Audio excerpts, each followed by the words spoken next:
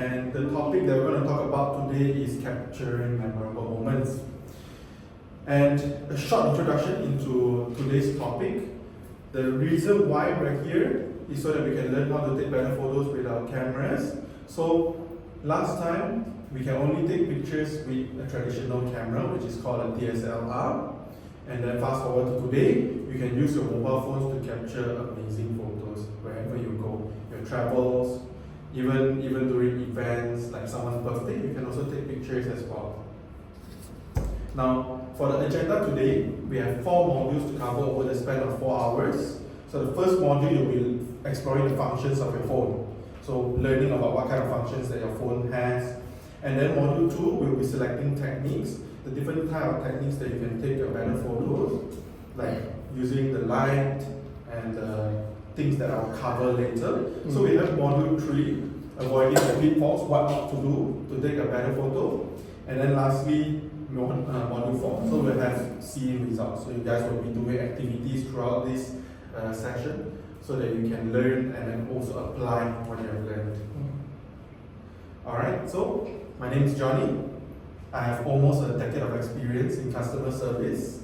So I'm currently a creative director of my own photography company, and I've taken photos for more than 10 corporate companies at the moment. Alright, so let's start with a simple icebreaker. Okay, so what I want you guys to do is, you see there's 12 pictures here. I'll just need you to choose 3 pictures. Okay, and we'll go in turns. You start off by sharing your name, and then what do you do, and then why did you choose the 3 photos? Okay, so you can take, maybe I'll give you 5 minutes. And then once you're done choosing, and then we can start off, maybe you can start off with, what's your name? May. May. So we can start off with May.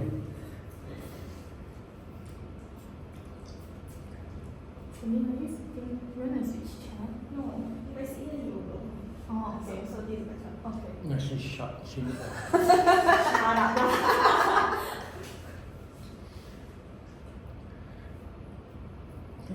I'm done. Done? Okay.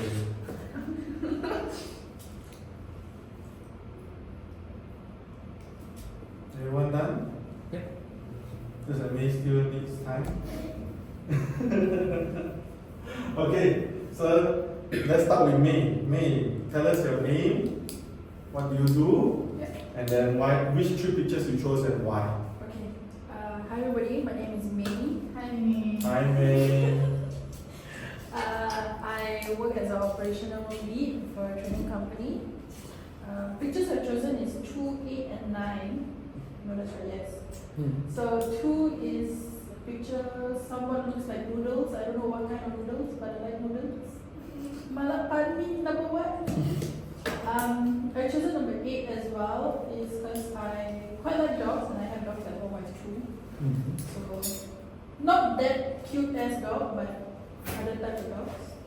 Number 9 is because I do like sunsets. I prefer sunsets over sunrises, so, and I like being by the water, by the beach, so number 9. Oh, thank you May for sharing. Sunrise is too early? No.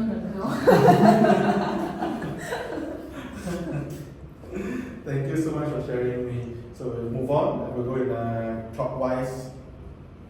Okay. Hi, my name is Kat. Hi, Kat. Hi Kat. What do? I am an instructional designer for a training company. What it means is I design workshop content. Yes. Okay, so which 3 pictures did you choose and why? I chose 4, 6, and 10. So 4, I think it's like some tarts lah. I think like some cream tarts, chocolate tarts, strawberry. I'm very specific. But yes, I love tarts, like biscuit, that kind of texture. Number 6 is because I love books, I love reading, so that would be a very calming, very nice picture for me. And number 10 reminds me of Camerons. So I love going Camerons for like one whole week. Oh, To that's be nice. like, yeah. Yeah, I I think think that's Just chilling and relaxing. Last time I used to work there, like, cause remote mah, also remote, so just work there 9 to 5 and after okay, let's go and chill. Not bad, that's a good way. Alright, so move on to the next one. Hello, my name is Mawa. I'm in marketing. So I'll pick number 1, 6, and 12. So 1 is because me and Celine is having a 8-kilometer company run, so we need to practice, Celine. And then number 6 because she asked me to read a book, which I totally forget the title. I know something Mori. Tuesdays in Mori. Tuesday with Mori. So I use this chance to get the title. And then number 12 is because we just celebrated one of our friends' birthday. Oh, that's nice. Okay, so move on to the last person today. Hi, I'm Celine. Hi, Celine. I do market research, and my 3 pictures are number 1, number 3, and number 8. So number 1, because I like the lighting, how the light. Oh, advanced. And number 3, because I like how they capture the people and the scenery. Wow. This is advanced. This one, it's all about the picture. Yeah, like the angle. No, then number 8, because the dog is cute. Okay. Down with They'll think about so sophisticated. Okay, so you see each of you have different choices that you make based on the picture that you like, right? So, what can you learn from this activity that we have just done? Each of you have different perspectives, right? The way you look at the photo and how it relates to you. You like it because of the scenery. You like it because you like to read the book. So different people have different ways of looking at the photo. Same as how when you take a photo, it means something to you, but it might not mean something to anyone else. So it really depends on you, right? So how can you apply this in your daily work or life? So it's the same thing when you do your work. You can always find ways to actually change your perspective, right? To look at those things differently. For example, when you look at your work, when you come into work and you see your work, how you can change your perspective is, let's say you're at a stalemate, and you don't know how to write more, for example, or you don't know how to come up with better ideas. Try to change your perspective. Think about how a different person will look at it, and then you try using that way, and maybe you can find a different idea, or you can improve on your own idea also, right? So move on to ground rules. So for this session today, you can use your phones, all right? Because we'll be using phones to take photos today, and then of course silence your phone. We don't want you to be distracted. And then we'll move to the third point. So be participative. So if you have any questions, if anything you want to share, you can also let us know. And lastly, we want to have fun.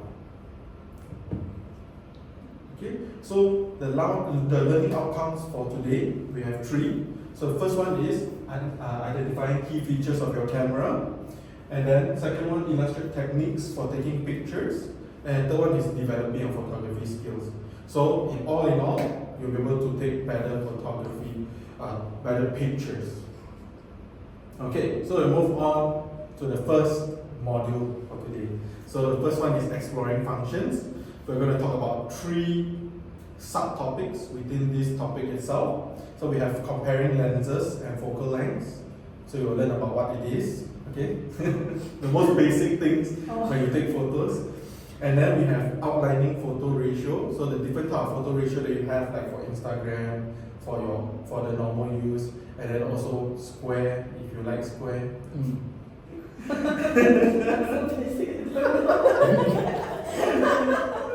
And then we have the last one, exemplifying focus. Okay, so comparing lenses and focal lengths. Okay, within this point, we also have a bit of sub-points so that you can understand more about what I'm actually talking about. So we have comparing the front and back cameras, your selfie camera and also the back camera. Some people have 3 cameras at the back, some people have 1, so it depends. And then we talk about using your main camera, the main camera sensor, and then identifying zoom, if you have a zoom camera at the back of your phone, or wide camera, the wide angle shots. And then last one is explaining macro. So what is macro? Okay, so first one we're going to talk about comparing the front and back lenses. So when you open your phone cameras, you guys can open on your phone. Very simple, just open the phone camera app.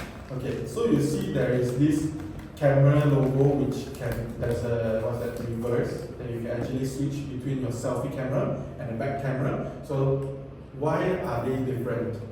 Okay, so we are going to learn it here. So the first one is front camera, your selfie camera. Your primary use for selfie camera is of course for selfies, and then people use it for video calls because they want to see whether they are in shot. And then lastly, vlogging. When you go travel, you want to vlog, you want to let people know that, hey, this is how I'm spending my holiday, for example.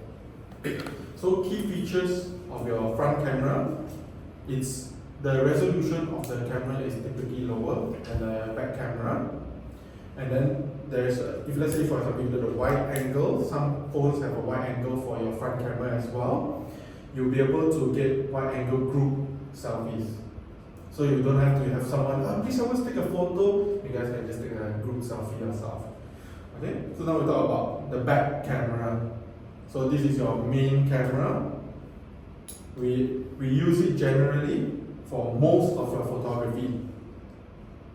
So why we use it is because we have high quality images and also videos. So if you want to take both, you can. I'm going to focus more on photography today. Now the key features is of course the resolution for this camera is higher than the front camera, and you have multiple lenses depending on your phone.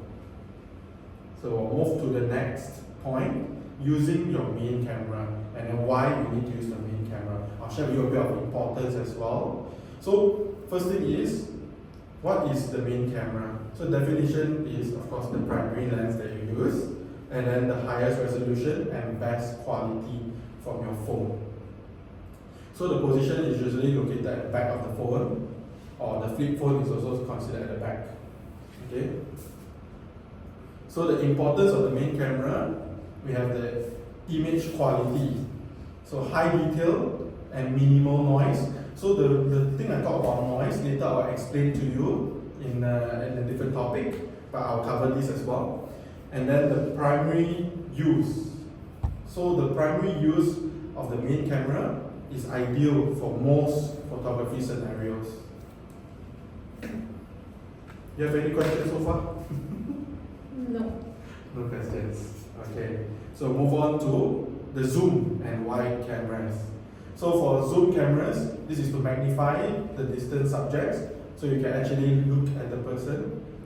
If the person is too far away and you can't reach them, you can use your zoom function. And for the wide angle lens, of course you want to capture more in your background.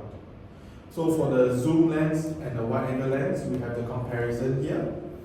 Field of view, narrow, so you actually go closer to the subject. And then wide angle, you actually get more of the subject.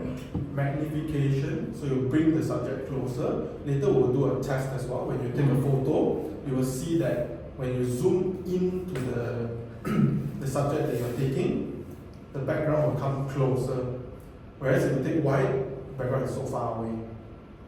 Okay, so you will learn that later and you'll try it out yourselves. Depth of field. So if you use your zoom lens, the depth of field will be shallow, so you'll be able to get more blurry black background, they call it bokeh. And then for wide angle lens, you have greater depth of field and more of the things are in focus in your shot. Lastly, for distortion, there will be minimal distortion. Distortion meaning to say, when you use a wide angle lens, you realize that at the edge of your image, when you put your hand there, your hand suddenly becomes very big, or your hand becomes longer, your leg becomes longer, for example. So that is what we call distortion. When you zoom in, the more you zoom in, you will not have any distortion. So with flat image, it's very good for portraits. So if you want to have a very flattering photo of someone, especially of their upper body or just their face, you use a zoom lens or you go closer to their face, right? Alright, so lastly, we talk about macro. So what is macro photography? So not every phone camera has this, okay, just to let you guys know, but you can actually purchase accessories. So I'm going to talk about it later in a different topic that you can use to capture macro photography. So these are for people that like to take pictures of close-up shots of items. So they want to see, for example, they want to see a fly, or they want to see a lizard. So they will take those photos and they will use macro photography to capture all the intricate details that you will never see when you just hold the lizard in your hands, for example. So the key features of this macro mode is high detail, because it goes super close to the item. But we can demonstrate that today. Later we'll have an activity as well. We don't have to have the macro function, but we'll try to go as close as we can to the subject. Okay, so we have the shallow depth of field. So when you go super close, it will actually create more depth of field, so you have more bokeh, more blurry background as well. And of course, close focus. Okay, so we're going to talk about outlining the photo ratios. Photo ratios, like earlier you mentioned you didn't know about. So these are the general ones that we have. Okay, 4:3, 3:2, 16:9, 1:1. Okay, so 3:2. 3:2 aspect ratio, it makes the image 1.5 times as wide as it is tall. And the main reason why we use the 3:2 aspect ratio is because of the versatility, and it's print friendly. You want to print the image, and then it's aesthetically balanced. You can also use this image to crop, which makes it easier because you have a larger canvas to actually crop your photo. And now we talk about 4:3 aspect ratio. 4:3 aspect ratio, this is an image that is 1.33 times as wide as it is tall, and it provides a balance, slightly more square composition compared to wider ratios. So why do we use 4:3 aspect ratios? Firstly, versatility. It's also print friendly, and it's the optimal sensor use. Now we talk about 16:9. So 16:9 aspect ratio, this image is approximately 1.78 times as wide as it is tall, and it's commonly used for widescreen displays, such as televisions, monitors. The one that you see, we have a monitor there as well. It's 16:9, or the current one is 16:10. So it's a very big video. And then it provides a panoramic feel, and it also makes it ideal for wide screens. So why do we use the 16:9? So firstly, it's versatility, and then cinematic feel, because most of the cinematic is shot on 16:9, and then they will actually crop it. And then lastly, we talk about widescreen format. Last one is 1:1. So this is a square ratio. So the square ratio means that the image is equal to the width, so it's just a square. And this is commonly used in social media platforms, especially on Instagram. People like to use the square to actually make their profile, all the pictures all uniform, so it's all square. Because before you actually look at the photos, that you click into the photos, if you go into Instagram, all the photos are actually square first, and then when you click into it, it will become a longer version. So why do we use this aspect ratio? Simplicity. So you only focus on what's in the square, and then symmetry, because it's a square, and lastly, it's social media friendly. So you don't have to crop your photo. If you take using a different aspect ratio, you still have to crop a little bit to suit what they want on that platform.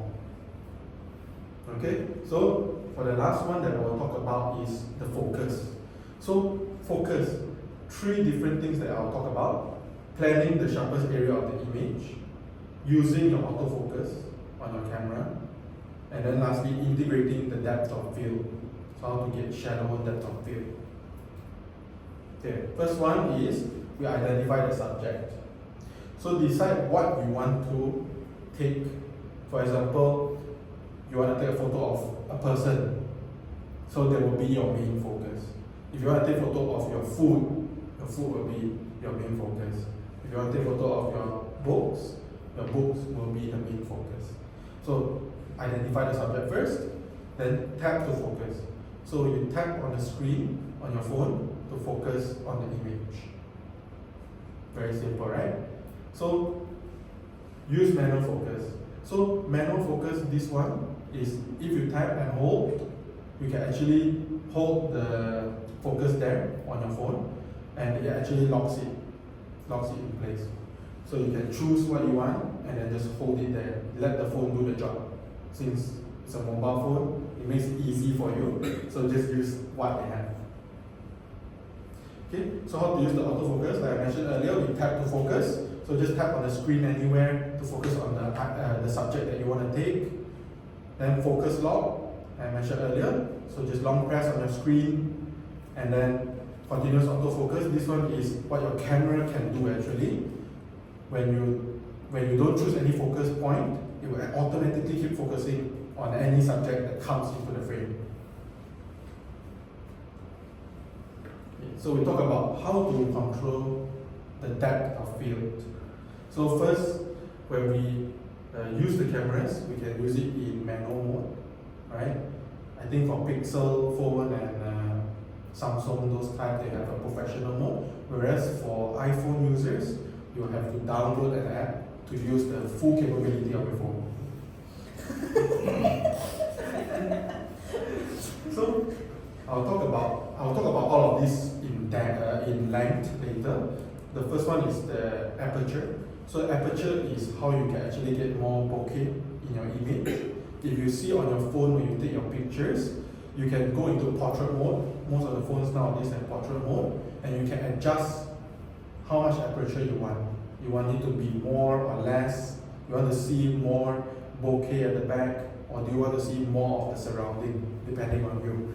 And then we move on to distance. So in order to get more depth of field, you get closer to the subject, you get more depth of field. Further you are away, the clearer the image looks.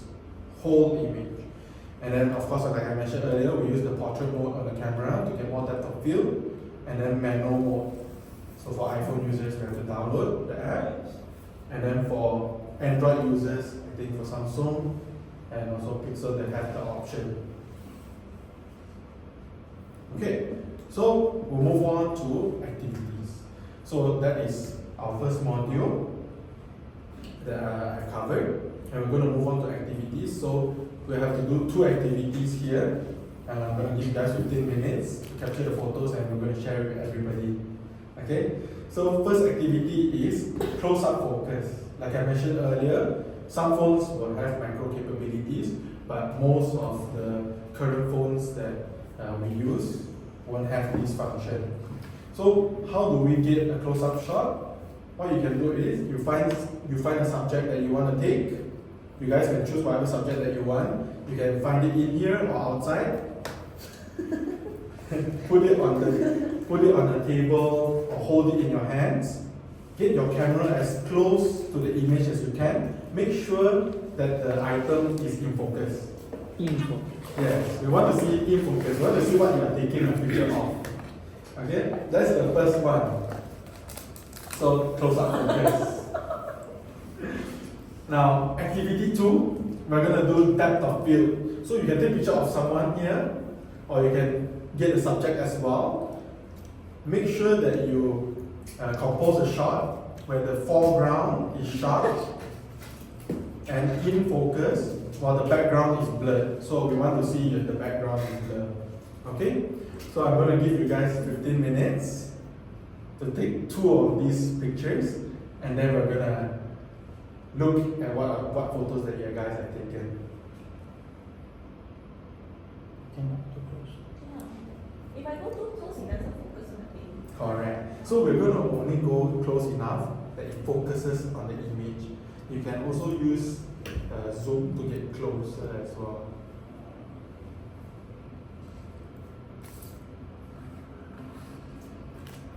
But it becomes grainy. Yes. So you need to make sure that it is in focus. a little bit of grain in your image is actually okay. Because you can always edit the photo. Dogs fighting? I don't know what to do.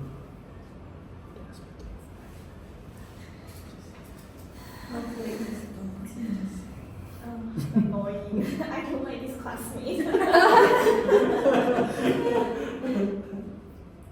So just you mentioned just now the lock focus thing, but if I move closer, then it still doesn't focus. Yes, so it can only go a certain distance Yeah. for every lens. There is a minimal focus distance. So if you go any closer, it's not going to focus. And So you need to find the sweet spot, or if you have a zoom camera, you can also use that to go even closer. But then the locking meaning you always gonna keep focusing on that part. I just need to Yes. move the camera to when it looks clearer, right? Now, what you do is you move to the part that you want to take already, then just press and hold, or tap and hold. And the other one comes the shower focus, initial the focus, and the second one, can I not just use the portrait mode? You can. Okay. We use what we have. So that's why we are exploring the functions of the phone. Understand.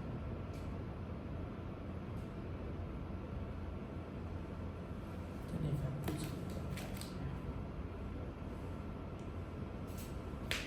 Mincat, you guys have any questions? It's too easy for you. How do I do a depth of field shot? Okay, so good question. Like you can use your portrait mode on your phone, or try getting closer to the subject. And another one is you can use the zoom function on your phone to get closer to the subject, and it will create more depth of field. If you're using the portrait mode, remember to adjust the aperture. So you want to have that f-stop. The smaller the number, the more depth of field you get. The bigger the number, the clearer the image is. Can my phone change? Oh, here. Is that iPhone? No. How can I change it? The higher the number, what? The higher the number, the clearer the image will be. The lower the number, the more depth of field you get.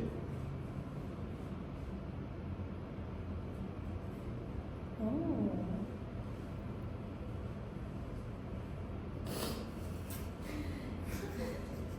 Still need to hold the pose for a while. I need the focal length.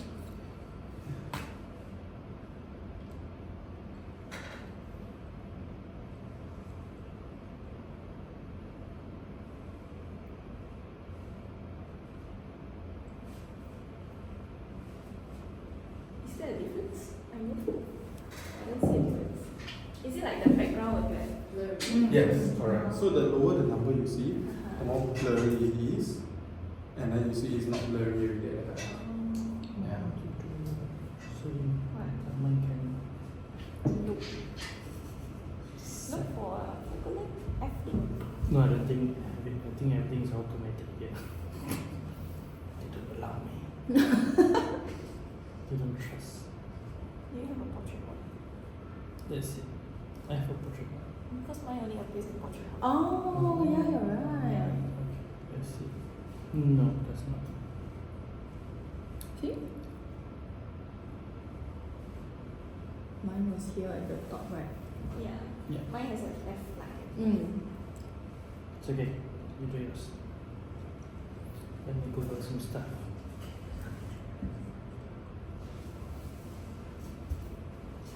Take a high quality photo. You can share the bottom of the oh, sorry.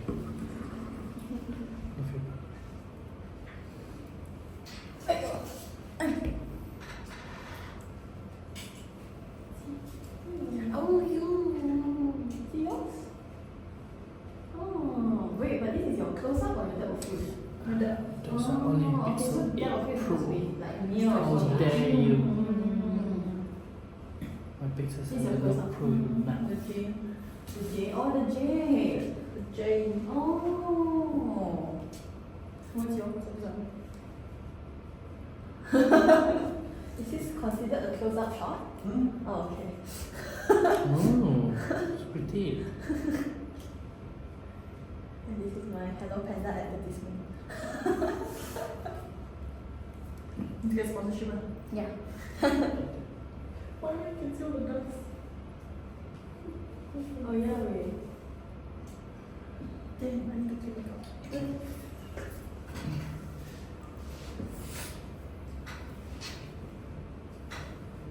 Done. Yeah. I didn't know we can turn off portrait mode after we have captured the picture. Turn off portrait Yeah, so mode. if you take portrait mode, you go to the picture, you can turn it off. Huh? Then what happens? Then you will go to like a normal picture. Like it doesn't have the blurred background. Which one? You turn it off and you see. Oh.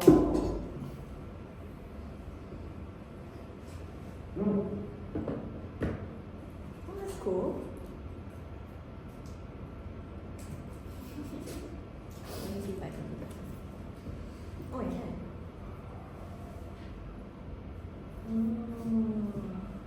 So it's good. You guys are learning about the functions of your own phone. Yeah. After how many years of Having a phone. How many years you got on your phone before you learn this today? I'm gonna try. Chocolate? Oh, I wanna see if I can get the crumbs.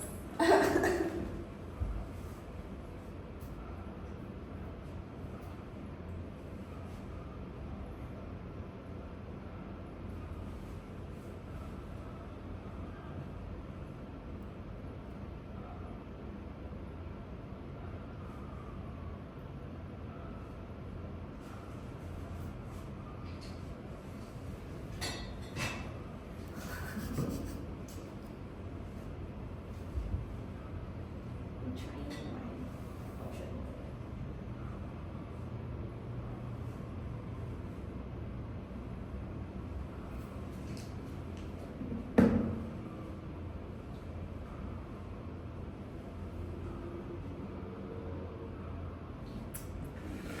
It looks so clear, so nice. Look at the detail they catch on your t-shirt. Let me capture the detail. Is it portrait or? It's portrait. You zoom into the t-shirt button. Oh. Yes. That's what your focus is. I will submit my internet body points. Go. Little picture. Julie, what's your phone model now? 12 mini. They still do minis? No, they stop it. After 13, no more mini. Why? It's not selling that well. It's too small. Only for me. Didn't even finish the sentence. See more destiny is that when she stopped halfway.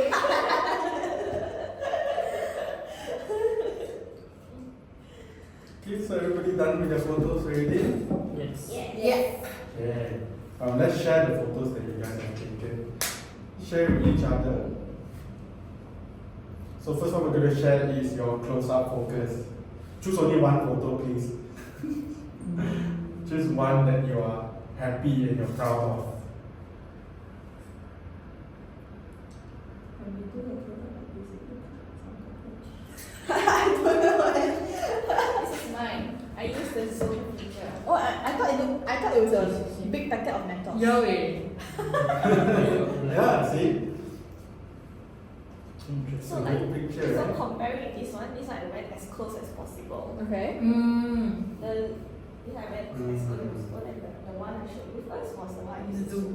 I prefer the zoom feature. I Yeah. think Zoom is better. But Zoom, I thought the clarity will. It's a bit more pixelated, Yeah. but it looks nicer. From afar looks nicer. Yeah.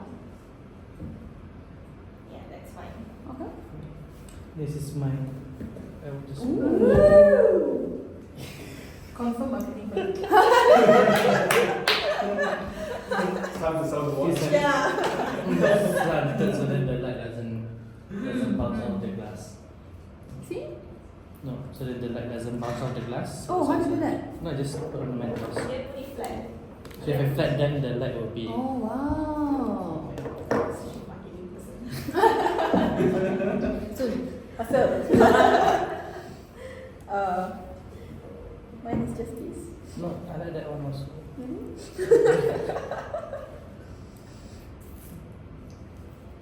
That's all. That's all. Okay. My one was focusing on the The J. other one lah. The one that will feel. Oh, you want cockroach? You want cockroach? No. Okay, she wants the cockroach. No, Okay, I okay, don't know okay. what's the There's close a up. cockroach. No. No. So I was trying to take a close up of the crumbs. Ah. This one. Doesn't it look? She said she was like cockroach. Yeah, and then like couple droppings and all. It's just you. No. Yeah.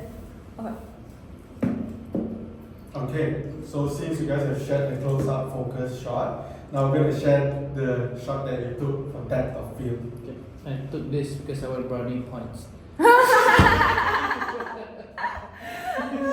that's good. You can see the background is blurred. Oh, this is double the portrait filter. So that's like. More blurry, yeah. I should portrait and then portrait another time in Huh? editing. Yeah. Oh. So that's why it's like very blurry.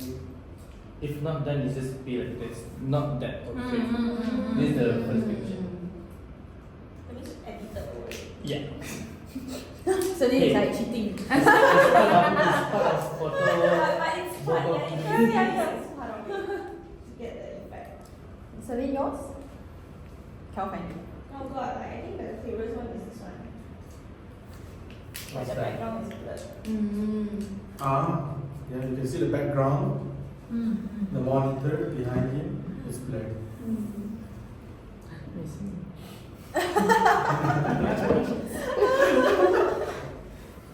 Mine is this.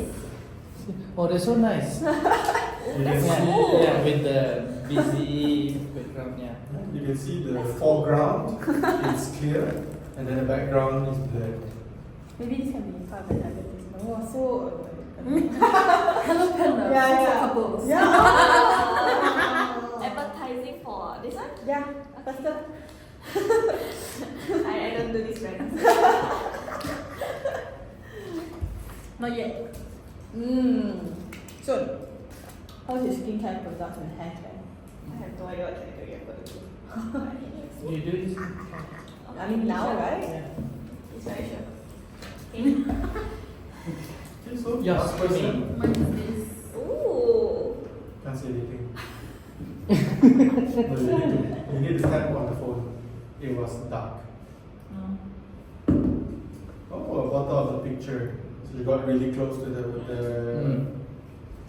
bottle as well. Me too. But you can see, Yeah. if you see the picture closely, right, you can see the top of the straw is actually out of focus also, right? Because she used portrait mode on the phone. So that's one of the downsides of using portrait mode. The phone can't detect fully on the subject. Okay, understand.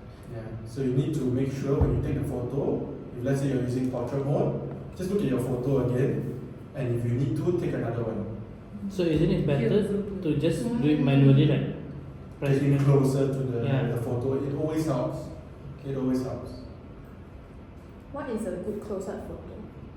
So a good close-up photo, let's say for example you want to take a picture of a person, is only their face, right? That's how close you can go. But if let's say you want to take their full outfit, but you still want to have that Yeah. background blur, Yeah. then you definitely have to use portrait mode. Just make sure that the thing that you want to be in focus is in focus. If not, try to take a different picture.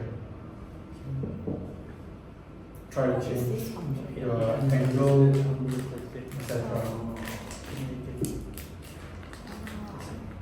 Okay, so everyone is done sharing their photos, and you can see again, each of you take photos differently, different angles, right? Different compositions. Some people like go super close, the whole the whole item is in your image, you can see it. Some people like to take just a part of the image is your main focus. So different people have different perspectives. Okay, so that's what you can learn from this activity and how you can actually use your different functions in your phone. Furthermore, for example, how to tap and hold to focus on the subject that you want, to actually lock focus on the subject. So maybe I can ask one or two of you here, what are your main challenges that you face when doing this activity? So we can start with Celine first. No challenge. They are very good student. Mine would be like focusing on the thing that I want to focus on. So like the close-up shot, like it took me a while to like To understand it, right? Yes, yes. Okay, thank you for sharing. So, how you can go about it, like she mentioned earlier, trying to get closer to the subject. Each lens will have their minimum focus distance, meaning you see how close you can get to your subject before it will be blurry no matter what photo you take. So try to make sure that the distance is far enough and also close enough to the subject that you can get a close-up shot. So if, for example, if you use the same phone and it's the same for you, so once you know that it's easier. Just imagine taking so long to in public, right? I mean, here it's fine, but in public, it'll be very bad. Yeah. So then once you know the distance, then should be good, easier to set up for future, right? Correct. But if you really want to take macro photography, so that I'll go through on one of our modules as well, one of the topics, which you can use external lenses on the phone that you can attach and you can take macro photos. So it's really cool. What's macro photos again? Okay, so macro photos is close-up shots. So you have super intricate detail. Like you look at the fly, right? You just see its wings, for example. But if you actually look very closely, you can see there are different things. Like for example, their eyes, they actually have pivots. So yeah, a lot of things that you can actually see from those images, and you can see the background is super blurred also. Alright. So thank you so much for sharing. And then one more person, maybe we can get May to share what challenges you face. I think it's something similar as Celine, as like you don't know where to go or how to go, but I think it's also suddenly different things also different. Like there's certain things where if it's like this which doesn't reflect that much light, then it's fine. But if something else that reflects a lot of light, then it's like going to change again as well. So I think it's just the learning of how does everything in the environment affects the photography. That's good. Okay, so what she says makes sense, and like what he has shared earlier, right? You can take pictures at different angles to help you with the lighting, for example. So I'll go more into lighting, angles, and so on in the next topics to come. Okay, thank you so much for sharing. So now we can start module 2. So just remember, we have 4 modules for today. We have completed our first module already, and now we're moving on to the second module. So second module is selecting techniques. So we have 4 things that I'll talk about. There's actually more than this, there's more than 10 actually, but I picked the main 4 that I feel like is the most important one to get a very good photo. So first one is composition. Second one, leading line. Third one, understanding exposure. And then the fourth one is learning about lights. Because lights for phone cameras are very, very important. Okay, so the first one that we're going to talk about is your composition. So in this topic itself, we have 4 subtopics. First one is rule of thirds. You always hear this in the photography field, rule of thirds. Framing. So you want to frame your shot, how you want to frame your shot. Balance and symmetry. And then lastly, depth and perspective. So earlier we talked about depth of field as well, so this will coincide. Okay, so what is the rule of thirds? Kat, have you ever heard of this? Yes. The rule of thirds. Yes. You want to guess what it means? You put your picture at the corner. Sorry? corner. Yellowish corner.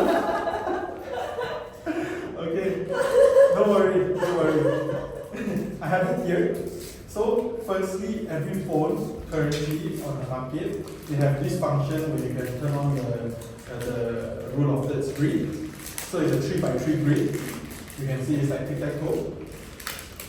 And using 2 horizontal lines and 2 vertical lines across the screen.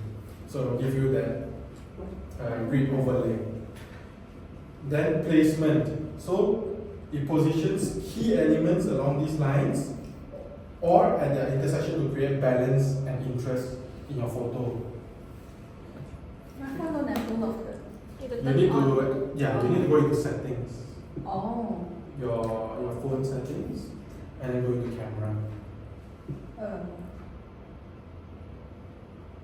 Phone settings, like the main settings. Yeah, the main settings. Oh, okay.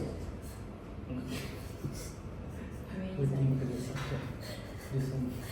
Look at my face, I'm so happy. Okay. Main settings and then camera. And then you put it along the line. This will help you take better photos. Oh, what is mirror front camera? What is okay? I have it now. That's good. Okay, so we talk about tips for using the rule of thirds. So the horizon. So you align the horizon along the upper or lower horizontal grid line. So you have 2 horizontal grid lines when you take a photo. If let's say you take it straight like that, there will be 2 lines here. So you can take it up towards the top or the bottom. And then if you're taking a photo like this, there is 2 lines as well, either the top or the bottom. Okay, so you can try it. Since you guys have your phones, you can try it, and then you can actually see. Then we move on to leading lines. So using the grid lines, so you see the lines at the sides, there are 2 that's coming down and 2 going across. So the ones going down, you can actually align with a line, for example. Let's say we want to take a picture of this table. We take a picture from the top, for example, right? And then we put that 2 lines, so the table is in the middle. You'll get a much more symmetrical photo, which is pleasing to the eye. Like this one, the line follow the line. Yes. Okay. See? So you can put things in one This line. line is In the grid. yeah. So I'll show you guys some pictures Oh. after this. And then lastly, we'll talk about the symmetry and asymmetry. So why symmetry and asymmetry? Because you create a balance or asymmetrical composition by placing subjects strategically within your grid. Okay, so let me show you the example of photo. So you can see if you put a specific subject at the right side of the photo, you want to capture what this person is looking at.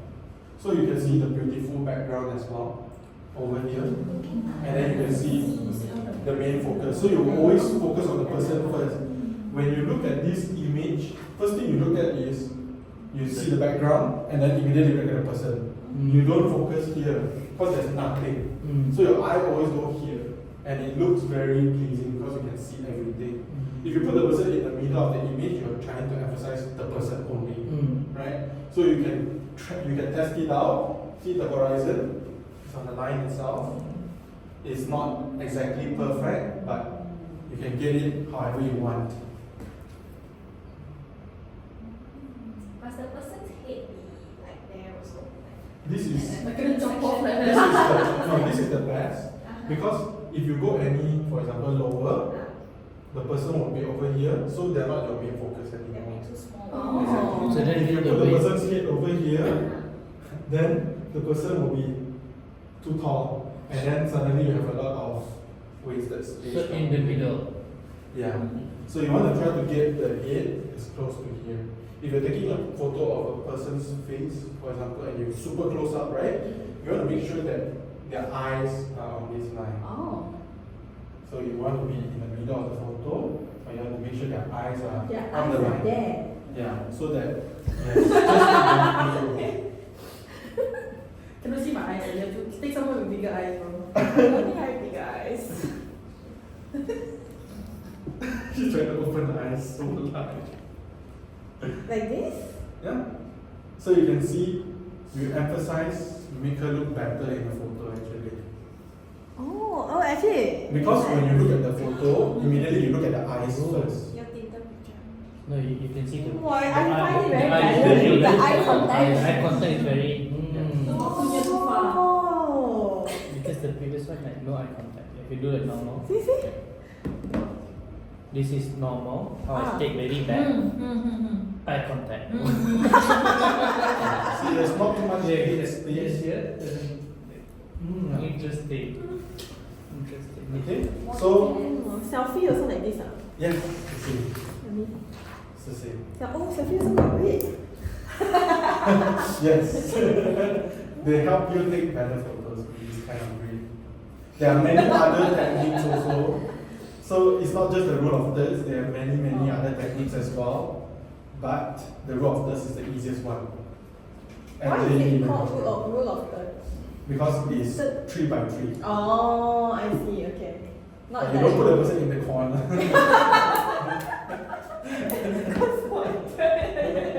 Yeah, but just wanted into the corner. That's what I was thinking. That's what I meant. Okay, so now we're going to move on to the next subtopic, which is framing. So, what is framing? So framing is the technique of using elements within a scene to create a frame around the main subject. So, for example, earlier when we talked about the shot that I showed you guys, they framed the shot in such a way that you are able to see the background as well. Of course, the subject is the focus, but the main focus is actually the background. They wanted to see this. They want people to draw their attention to the colors, right? Sorry, what is leading line? The earlier one, I think. Okay, so leading lines, I'll explain further Oh, okay, into okay. the topic. So it will also make photos look better if you use leading lines. You can put a person in the leading line to look even better as well. Okay, so framing, as I mentioned earlier, you want to know how you want to frame your photo. Earlier, if you want to take a simple photo directly, or you want to take a further away photo so you can see more of the background. Okay? And then the purpose is to direct the viewer's attention to the subject, and it adds depth and context to the photo. So like earlier, if we were to take the photo of the guy, just the guy like that, we use like that and take the photo, you only can see the guy, and then maybe a little bit at the back, that's it.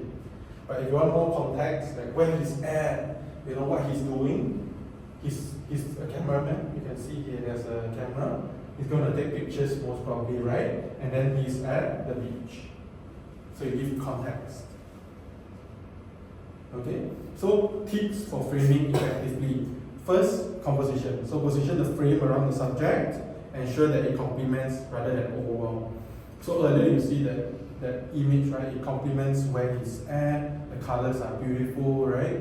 If you have too many things around, like for example, you want to take a photo of a person, and then got a few people around, you want to focus on the person, but everybody is around, it's not a good shot, right? So how can we do it better? Can we get the person to move to a different place, that there's nobody on the background, and you can choose a nicer background.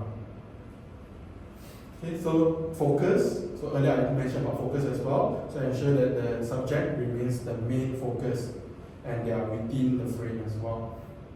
And lastly, experiment. So just try different angles, get different shots. The more pictures that you take, the more you learn about the camera capabilities and also what kind of picture that you like. Okay, so leading lines, right? Earlier we were talking about. And also balance and symmetry, of course, of the photo. So I'll talk about balance and symmetry first. So balance and symmetry, balance, distribution of visual weight within a photo to create harmony, and then symmetry. So mirroring of elements along an axis, like you can see in this photo. There is a balance, and then there is also the symmetry. And this is about framing as well. What's the difference between balance and symmetry? Okay, so balance, you want to balance, make sure that the image is actually not too overwhelming. For example, like I mentioned earlier, when you have a lot of subjects, you want it to be balanced. For example, you want to take photo, you want them to make sure that they are in a line instead of all, or you want them to be like curve, for example, so you can see everyone. You don't want them to like, oh, okay, I stand here, and then suddenly all the tall people at the left, and then a few short people at the right. You want them to be split evenly, so that is about balance, and then symmetry is about lines. For example, you want to make two people stand the same height, so that they seem like they are the same height, but they are not. Yeah. So earlier, when we talk about this picture, you frame the subject. So the subject is in the middle of the photo, right? But we have a foreground that you can see, and then a background as well, further up. And also you can see this symmetry over here. Can you see the gates? They are both in symmetry, and then this line leading up to this place. You can see that it's very pleasing to the eye. If you take a photo from this angle, it will look different, right? So you can try different techniques to get different photos. Now, how to achieve balance and symmetry? So, symmetrical composition. Place identical or similar elements on either side of your image. Central axis. So, like this photo as well. Then, asymmetrical composition. Distribution of elements, different shapes and sizes. Like for example, you can take a picture of what's on the table. So there's many different shapes and sizes to be asymmetrical. But you must do it with a purpose, not just something random like that, of course. And then use of lines. So we keep mentioning leading lines, which I'll go into as well. Okay, so you guide the person's eye to look at what you want. Okay, so you can see we have lines. So symmetrical lines. All the lines are all straight one. If your photo is tilted, then you see the line looks weird, it doesn't look very pleasing to the eye. But if it's all straight, it just looks very pleasing. Like you get a photo, it looks good. Is this also using the rules of the Yeah? bicycles that's Correct. So it depends on what you want to horizontal focus line on. the seat. Then also got the balance also, because it's not too Not many too many. things. Yeah, correct. So Right. if a person, if let's say I want to post there, where should I stand, for example? So if you want to, either you can stand here, Yeah. covering the window, or you can stand here, or you can stand a bit further out, see where is the image, and then what you want to be next to. You want to be near this, or you want to be near the bicycle. It really depends on you. You can post on the bicycle path. Then you can sit on the So then bicycle, you also don't like what people do at disturb Penang. the line. You disturb the line also. People Yeah. keep sitting on the bicycle at Penang, you can do that as well. Because if you're on the right side, then you let him in. Okay, so we move on to depth and perspective. So earlier we talked about depth, right? So depth is creating a sense of distance between the foreground, midground, and the background. When you take a photo, let's say for example you take a photo of a bottle, this is the foreground, this is the midground, and the background. Okay? So we want to have a depth. We want to let people see like, oh, there's actually distance between these things. And then perspective, the angle and viewpoint from which the photo is taken. So this depends on you guys, how you want to take your photos, how you see the photo in your own vision, like how you want the photo to look like.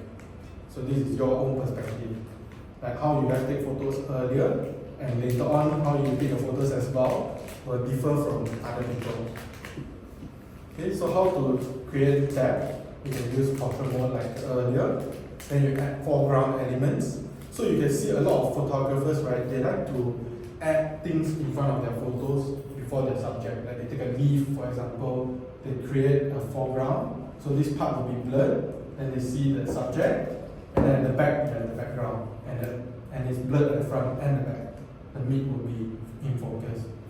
Then overlapping. So place objects in front of each other to suggest distance and depth. So like earlier, you can do like two bottles, for example, and then you can see that one is closer, one is further. So you let people know that there's a distance. Okay?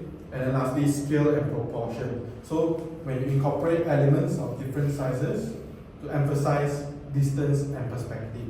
So the scale and proportion, we need to say, let's say this bottle is big, right? When you take the photo up close, it looks huge. If you take the photo from the back, and this is not here, it doesn't look that big. So like earlier when she took the photo of the Mentos, when she zoomed in, it looked so big, like a huge Mentos, but actually it's a normal small Mentos, right? So yeah, scale and proportion. So you can see the leaf. Do you think this leaf is huge? It looks really big, right? But actually, when you look at the leaf, when you go back out, it's actually not that big. Not that big. So you see, you can see this is actually this is the midground already. I mean, this is the foreground, which is immediately this, and then mid and background is blurred. Okay, so just want to check in with you guys. How's everyone feeling? Any questions? No question. Feeling good. Feeling good? Feeling good? Okay. Alright. So, we're going to have a short break. We're going to have I'll give you guys 15 minutes now, okay? You can get some water, go to the toilet, and then we'll get back. Okay, so we're talking about leading lines now. So earlier we keep talking about leading lines. So what is leading lines, right? So identifying leading lines, angles and directions, converging lines, and curved lines. So I have pictures to illustrate this as well, so you can understand what I'm talking about. Okay, first we will learn about identifying leading lines. So what is the definition? Lines within an image that draw the viewer's eye to a specific point of interest. So you want to have that line leading up to a building, for example. So when people look at the line, it's the first thing they see, and then immediately to the building. So they know that you want them to see the building. So the purpose is to direct the people's attention, create depth, and enhance the visual impact of the photograph. Right? So types of leading lines, you have natural lines, man-made lines, and implied lines. So natural lines are like roads, rivers, shorelines, tree branch. It will naturally lead you. Man-made lines are like buildings, bridges, fence, pathway, those kind of things. And implied lines, lines created by arrangement of elements of our perspective. So it's not necessarily physical lines. So it could be like the bicycle earlier. It will have the lines itself. Okay. So move on to angles and directions. So angle, the perspective from which the leading lines are captured. So what type of angles we have? We have three different types. So the lines that I talk about, the diagonal lines, vertical lines, and horizontal lines. Okay, so diagonal lines, of course, is diagonal. Vertical line is, of course, straight. Horizontal line is flat. So I'll show you the pictures, and I want you guys to guess what is this lines. Cat, what is this lines? The zebra crossing. Okay. No. Okay. So we have horizontal, we have vertical, and so which one is this? Horizontal. Okay. So this is horizontal. Okay. Then what is this? Diagonal. Diagonal. Good. And what is this? Vertical. You know, Celine. Nobody asked. Vertical. Yes. Okay. So converging lines, lines that meet each other, right? At a common point. So if let's say you want to take a photo of a person, you know the place where let's say for example you're driving, and then when you come to a point where you're not supposed to cross this X grid, you can put the person in the middle of the X, and you actually emphasize because the lines are going to that person, right? So it will create depth and draw the viewer's attention. So all of these lines, you just want to draw attention to the person or to the subject that you want to take. So yeah, like I mentioned earlier, how the converging lines work, perspective effect, lines that converge towards a vanishing point create a sense of distance and depth. So from one side to the other, you see there's like super far away, you create that depth. So it's very pleasing when you look at the image, and then guiding the viewer's attention. So all of these lines, the different type of lines, are always guiding the viewers. You want them to see the lines, and then you want to see the subject there. Okay, so you can see the lines, and then subject there. Right?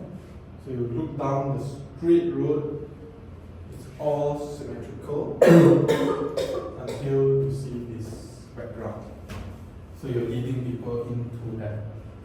So if you take a different angle, you can always go different angles with this. You can go low angle, you can go higher. But the reason why they show this image is so that you can see that they're using the leading lines only.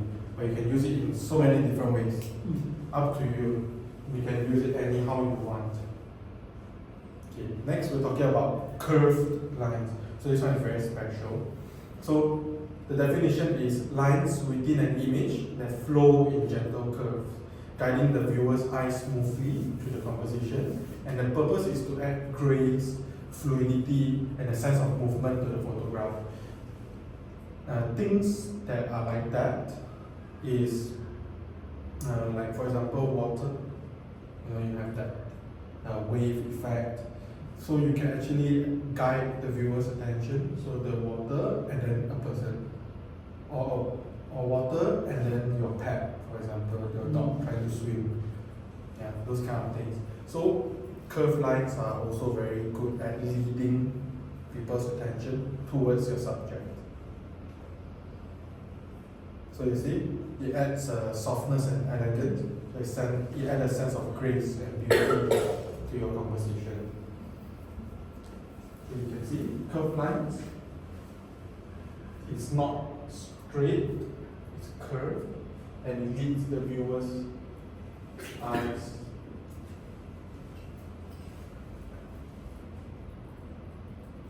Okay, so we're going to talk about understanding exposure. So understanding exposure, right, is very important to get the perfect quality image that you want. Like earlier you mentioned that your picture has a lot of noise, right?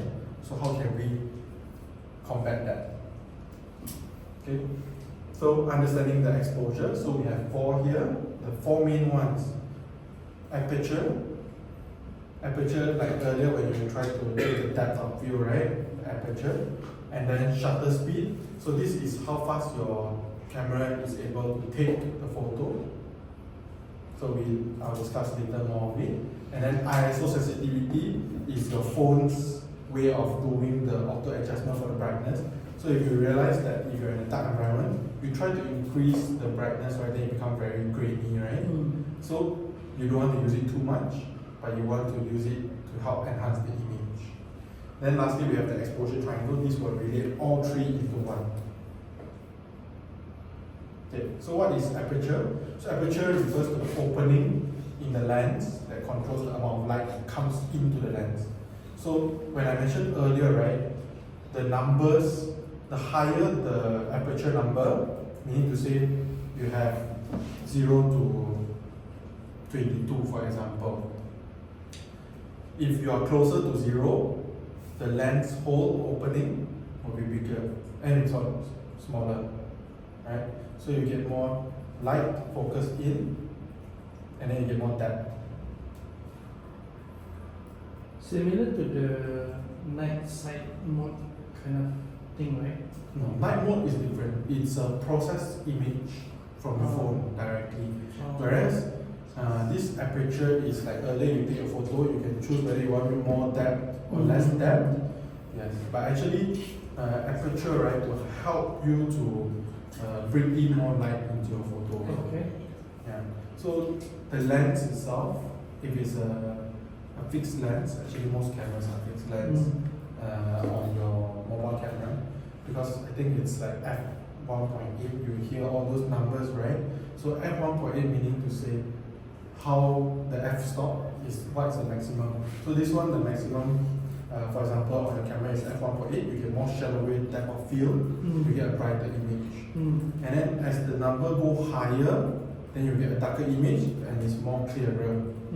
It's like, let's say for example you use a normal photograph versus a portrait.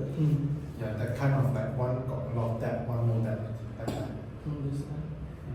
So I've written it down as well for you guys to read.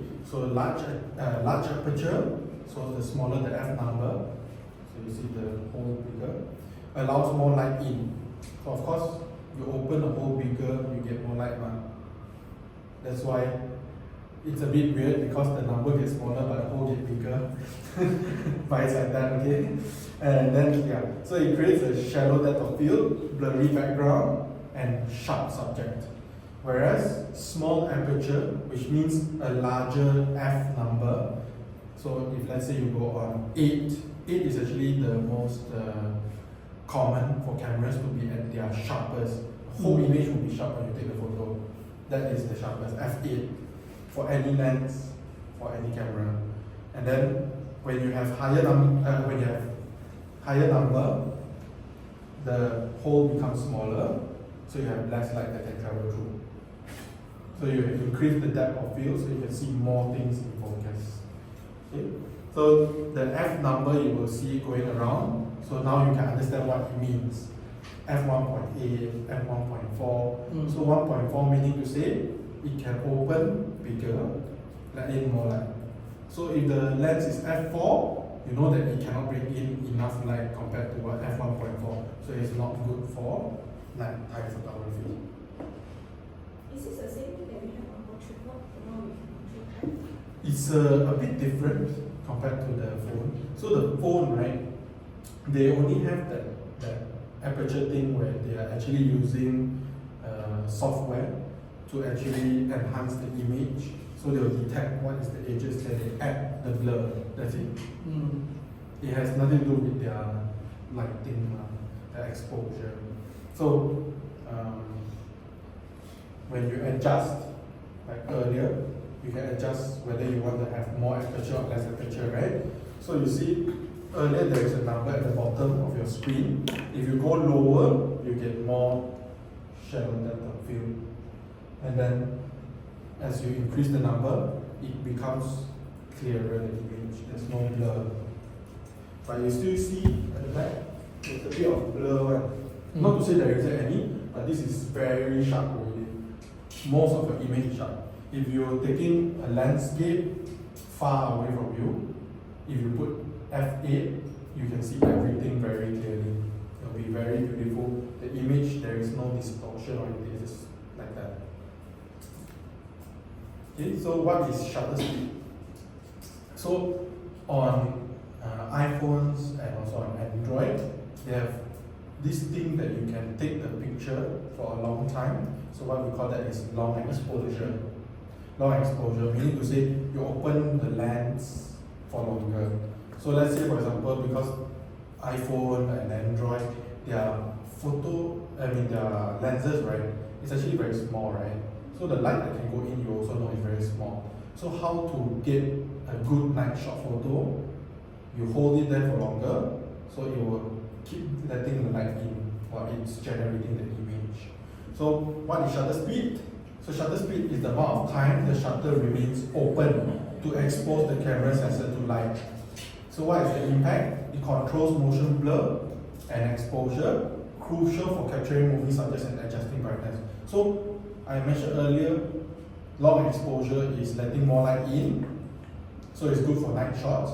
But what do you think will happen if you use long exposure when someone is running and you're trying to capture their picture? You see blur. You see an image of a blur only, right? So you have to use the proper shutter speed for the subject so you can capture it properly.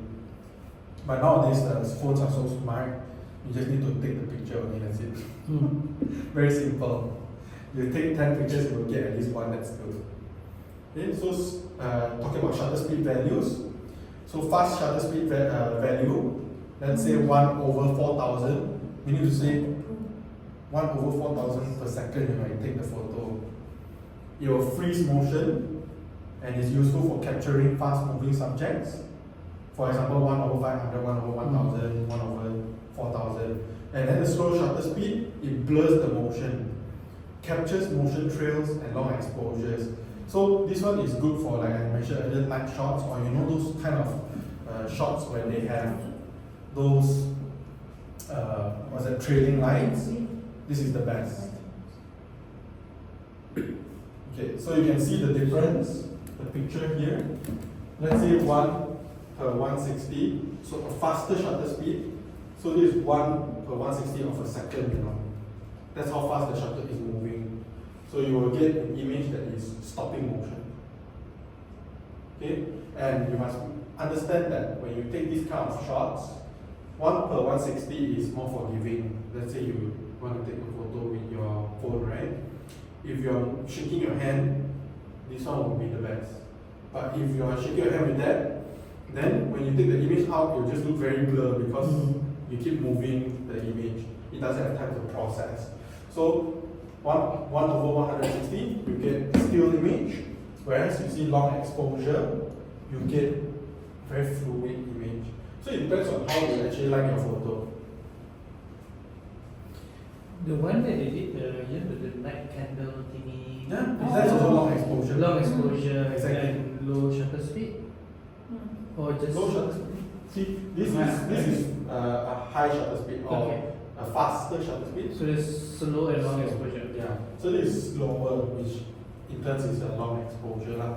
Oh, it's the same thing. Yeah, same thing. It's just different way of saying it. Okay. So ISO sensitivity.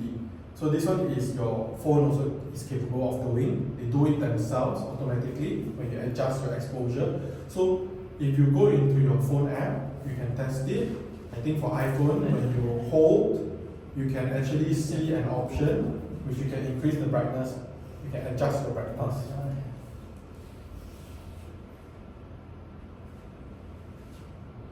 Okay, so what's the definition of ISO? So ISO measures the sensitivity of the camera sensor to light. Meaning to say, your camera sensor, they can adjust the sensitivity to make it more sensitive to light. But when you make it more sensitive to light, you get more noise in your image. You will see more of that, the speckles over there. Okay, so ISO value, low ISO, less sensitive to light. On a bright sunny day, you will want to have less ISO, so that you have less light come into your image, then it won't blow out, so you don't see everything like just white color. So how can you change this on your phone? So if you go into your camera app, when you tap on your image, right, to focus, can you see there is a brightness logo at the right? Yes, you just drag it up or down. Normally for iPhones, you try to go lower exposure, and then when you edit your photo, you increase the brightness to get the best image quality. Lower the brightness. Yeah, just a little bit, and then later when you edit your photo, you just increase it back. So meaning in this room better have lower brightness, then it looks slightly better. Yeah, because it has less light, and then you just increase it once you edit the photo, so there's less noise.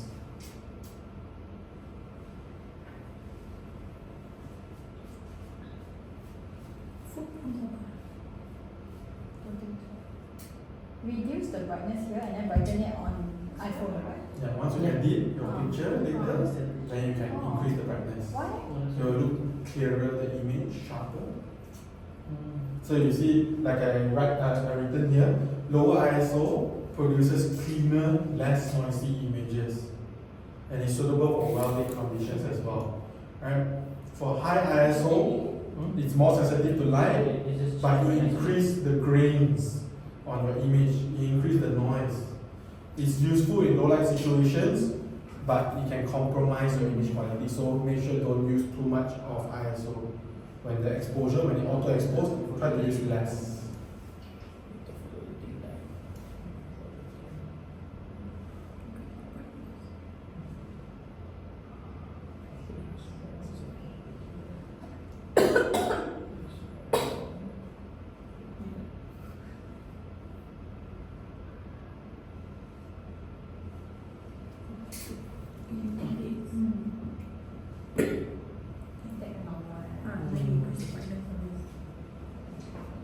Interesting.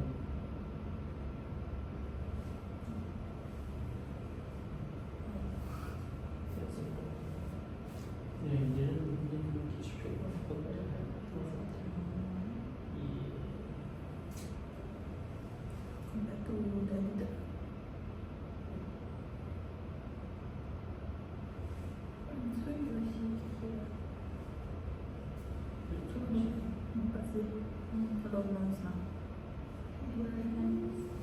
What's this? That's the shutter speed. I can't remember honestly. But by order it should be the unedited one, right? See like a lot of regulars. Okay, don't worry, later we can go into it later. So move on to the next topic first, the next subtopic. Okay, so you can see an example of image.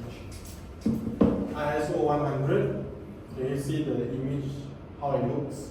And then you see ISO 3200, can you see how much brighter it looks? But you will see actually here, you can see a bit of noise, compared to here it's clearer one.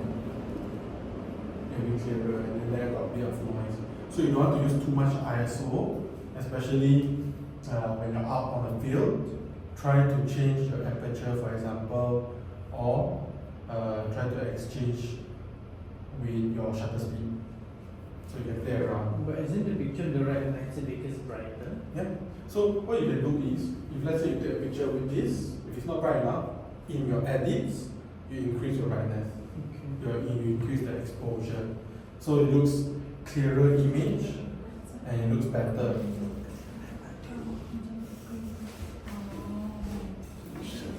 Okay, so we'll talk about the last subtopic for module 2, which is exposure triangle. So this is a combination of the three elements above, which is aperture, shutter speed, and ISO. Three of these things. It's a combination. So this is more so when you use a mirrorless camera or a digital camera. So this is just for your knowledge. Okay. So when to use? So you see wide aperture. So the smaller f number, you get shallower depth of field, blur background, narrow aperture for deep, more in focus landscapes. Low ISO for bright conditions to reduce noise. High ISO, everything I've written here you can just read, but I'm just going to share with you that these three affect images very differently. So if let's say you want to take a photo outside and it's very bright, very sunny, right? So like that, yeah. So you lower your ISO to 100, but it's still so bright. You see the person's face is like holding white color. So how do you improve that? Narrow aperture. Exactly. So you have two options. One is you make the aperture smaller. So once you make the number higher, the hole becomes smaller, less light come in. But let's say I still want to take the picture of the person with a big aperture because I want that shallow depth of field, right? Then What else can you change? You can change Low the shutter speed. shutter speed. Not slow, you want really fast. So slow meaning to say, let's say this is the sensor, right? When you click on the image, it goes pop. If 1 over 400 is like super fast, right? 1 over, let's say 1 second, it goes like that. So you want it to go like that, so that it can take the image faster. So you want to make the image, the shutter speed faster, so you can take a darker image. So that's noisy, Less noisy because ISO is at the lowest, yeah. and then you still get the depth of field that you want. Okay. So it depends on how you play around with your settings. Okay. The other one is of course using accessories to reduce the light, or if there's not enough light, you will get accessories to get more light. So you can get the lowest ISO to get the best exposure, so that your image will always be clean. But of course, a little bit of grain in the image change the image. So it depends on how you want it to look. Okay. So learning lights. So we have different lights. Food is here already. Oh. Or is waiting for the break. We can finish. I think this is the Last one, maybe? Yeah. You go and take it, right? Or the person's leaving it No, it's outside? at the slanted door. Oh, okay. Okay, so we talk about the last one. We talk about learning about the lights. So quality of light, direction of the light, golden and blue hour, you will hear this everywhere, Yes. and natural reflectors. Okay, so first one is direction of light. So there is soft light, hard light. They also teach you how to control light quality. So let's talk about soft light first. So soft light characteristics: diffuse, gentle shadows, smooth transition between light and dark. Sources: overcast skies, shaded areas, light through diffusers or reflectors. So very simple. Hard light, sharp defined shadows, high contrast between light and dark areas. So direct sunlight, spotlights, or flash. So you flash the person, you see the background in black color. Sometimes you like it, sometimes you don't. So it depends on you how you want the light to look. So how to control light quality? Natural light. So position subjects relative to light sources, especially when you go outside and take photo, right? Try not to take against the sun. Try to take the sun facing the person so that you can get a clean image. Right? Otherwise it will just be like the person so dark, the sun so bright. The next one is artificial light. So you can use lights, especially diffused light where it will actually look better. Diffused light means you have one cover at the front, and then it diffuses the light so that everything is lined up evenly. Okay? And then last one is experimentation. So try different angles. Like earlier, when he took the photo of his watch, he tried different angles so that there is no reflections. So you try different angles, you might get different look, might get different lighting also. So you can try it. Okay, so quality of your light, front lighting, side lighting, back lighting. So this, if you go to a photography studio, right, or you go take professional shots, they always have one key light over here, one side light, and one from the back to light the person up. Some don't have the back because they want to have a bit of like that mysterious look. Some don't even have the side because they want to have the shadow at one side of their face. So this is what we're talking about here. So front lighting is of course very important. You want to see the person. Unless you want to see the person, you have backlight, like the sun, for example, going directly against you. So front light comes from behind the photographer. So normally behind, let's say I'm the photographer, I want to take the photo. It's behind me, pointing at the person. Illuminate the person. Then advantage is you reduce your shadow, provides even illumination, so evenly distributed, and ideal for capturing details of the person. Or even you want to take picture of food also, make sure that the light is directly there.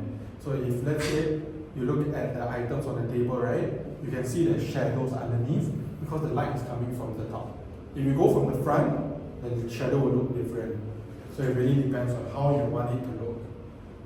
You try different angles, you'll see different things also. Right? So side lighting comes from the side, creating a distinct shadow and highlights. If let's say your main light is coming from an angle already, you have a side light, it will light up both sides, so there is no shadow. If you only light up one side, you will see a shadow at the side of the face. Same as like, if you're turning against the light, you see a shadow here. Okay, so the last one is backlighting. So light comes from the back of the subject, creating a silhouette or highlighting the object. So if let's say you already have two lights, you have one more light at the back to highlight here so there's no shadows. Okay, so it creates mood and atmosphere. If you're only using backlighting, it creates mood and atmosphere and emphasize or outline the shape of the person because you can't see, but you can outline the shape. Okay, so now we move on to golden and blue hour. So what's the difference? Characteristics of golden hour, you feel warmth. So you see the soft golden hues. It creates a warm and inviting atmosphere. So it's best to take pictures during these two timings, the golden hour and blue hour. You can always Google for the day, for each day, the golden hour and blue hour. And then you go take pictures, you will see your pictures look so different. It will look so much better. So golden hour is low contrast, so gentle and diffuse light with reduced shadows, and it's ideal for portraits, landscape, architectural photography. And then the next one we're talking about is characteristics of blue hour. So cool tones, deep blue skies are surrounding with hints of purple and pink. You'll see some of them take the picture at sunset, which have that. And then soft light, diminishing brightness with soft and even illumination. Lastly, this is ideal for cityscapes, nightscapes, and creating silhouettes because it's getting darker. Okay, so I'll give you an example. Today's timing for golden and blue light. 6:49. Oh, it's just side by side, one of another. Oh, okay. Okay, so you can see the image will be soft, and this is the image that she likes the most. You can see the sun. You can see the star, right? So in order to get this kind of star, you want to let in more light. So you want to change your aperture to make sure that it appears. Or you can do long exposure. So this is blue light. Blue light, you can highlight the landscape. It's really good for buildings because it will pop. The colors will pop. Okay. Then lastly, I'm going to talk about natural reflectors. So natural reflectors, this is if you are out in harsh conditions, for example, or even in the studio, they will use reflectors. Okay, so the types of natural reflectors, it will provide softness. So it will provide a soft diffuse light instead of harsh one, and then you have a lot of shadow, right? And accessibility, available in various environments. So effectiveness, it enhances your color details without altering the natural ambience. So how to identify and use natural reflectors? You can find areas where, for example, the wall is white. So if you go outside and it's very sunny, right? Normally if you go into an alley, the sun will be either like that or like that. So you will see one side as shade, the other side is fully, in the sun. So you want to stand at this part, the shadow part, and against the wall, against that wall which has the sun, so that the sun will be reflected and you will look nice. You don't look dark actually. The place might be dark behind you, but you look very clear because it reflects the light. Another one is you can buy those reflectors very cheap, like 10 ringgit. You hold it, the sun here, hold it against your friend, you will see that the light will reflect and they will look good. Yes. So you want to try to place them near those natural reflectors to improve the lighting. Okay, so this one is much more simpler, okay, but I'm going to explain to you, you're not going to do all three. Each person do one only, okay. Maybe we can do clockwise again. So we start with me for the first scenario, and then we will go, Okay, so the first one is outdoor light only. So take a photo of an item. You can choose any item you want on the table, but only use outdoor lights. Outdoor lights mean natural light, like the sun. Okay. Scenario 2, indoor light only. So you can't use the sun. Take a photo of the item on the table, any item, and then you only using the light in the room. So it depends on what kind of photo you want, how the light is positioned. You can use the outside room near the light as well. And then the scenario 3, this one is indoor plus outdoor light. In the same time. No. Yes. At the same At the same time. I Yes. have to why not There's no sun here. The sun is there. The sun is there. Yeah. So the third one is a bit more difficult. We want to have a picture of an item which has external light and also Internal light. yes.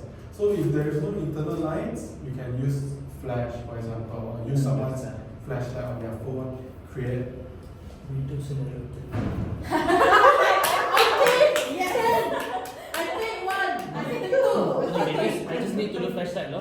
She's the one. Oh, this is two pictures. No. It's only one only. It's an individual It's a activity. team. Okay, clockwise kan. So 1, 2, 3, 1. Okay. Okay, so I'm going to give you guys some time as well. Let's do 15 minutes and then we will come back and see the photos that you guys have taken. Okay. How do you stop the recording? Both specifically. Yes. Okay, so let's start with me first. She is scenario 1, outdoor light only. So, Supposedly, as a comparison, in a way, this is sort of without tweaking the room. Oh, it's so bright. But that's perfect. But it's dark. No, It's but it's clearer, right? It's darker because masculine. Ah, Oh, okay. We good now. right? So what I tried to do was to the M&M further, and then to show the depth of field of my hands the foreground, this the mid, and then there's the background now, the depth of field then is blurry. So that's what I'm trying to take. Yeah. And she combined multiple things. Yeah, so you see, if the outdoor light is too strong, then you adjust your ISO, and you adjust your shutter speed and so on. So for hers, she adjusted the exposure, make sure that the exposure triangle, so that the light is not too bright. Yeah, so you can see the sun is so harsh. Another way that she could have done it is find a wall that is reflecting the light. So you don't have to purposely crank it down, for example. Okay, so we move on to cat. Mine is indoor light. I don't know, I think I use shadow. Oh, Looks like you're taking photo of professional. Product. It's nice. Not product. Picture. It's nice. Headshot. Thanks. you can see she also followed the rule of thirds. Yeah. Right? She's positioning it on the right side of the image, making sure that it's having a top, so you can see distance because of the shadow as well. I didn't think that far.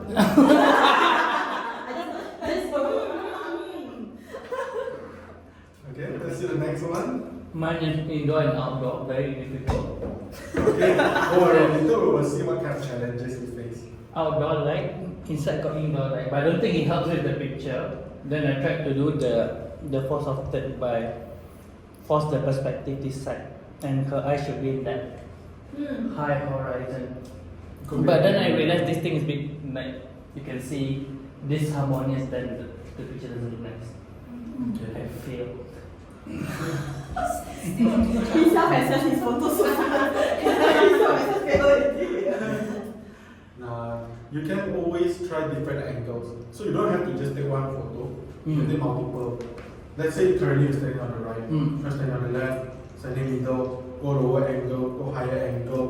But the activity is more on indoor and outdoor lighting, almost complement each other, right? So like earlier I mentioned the different type of light sources, one coming from the front, one coming from the back, for example, makes a huge difference. Yeah.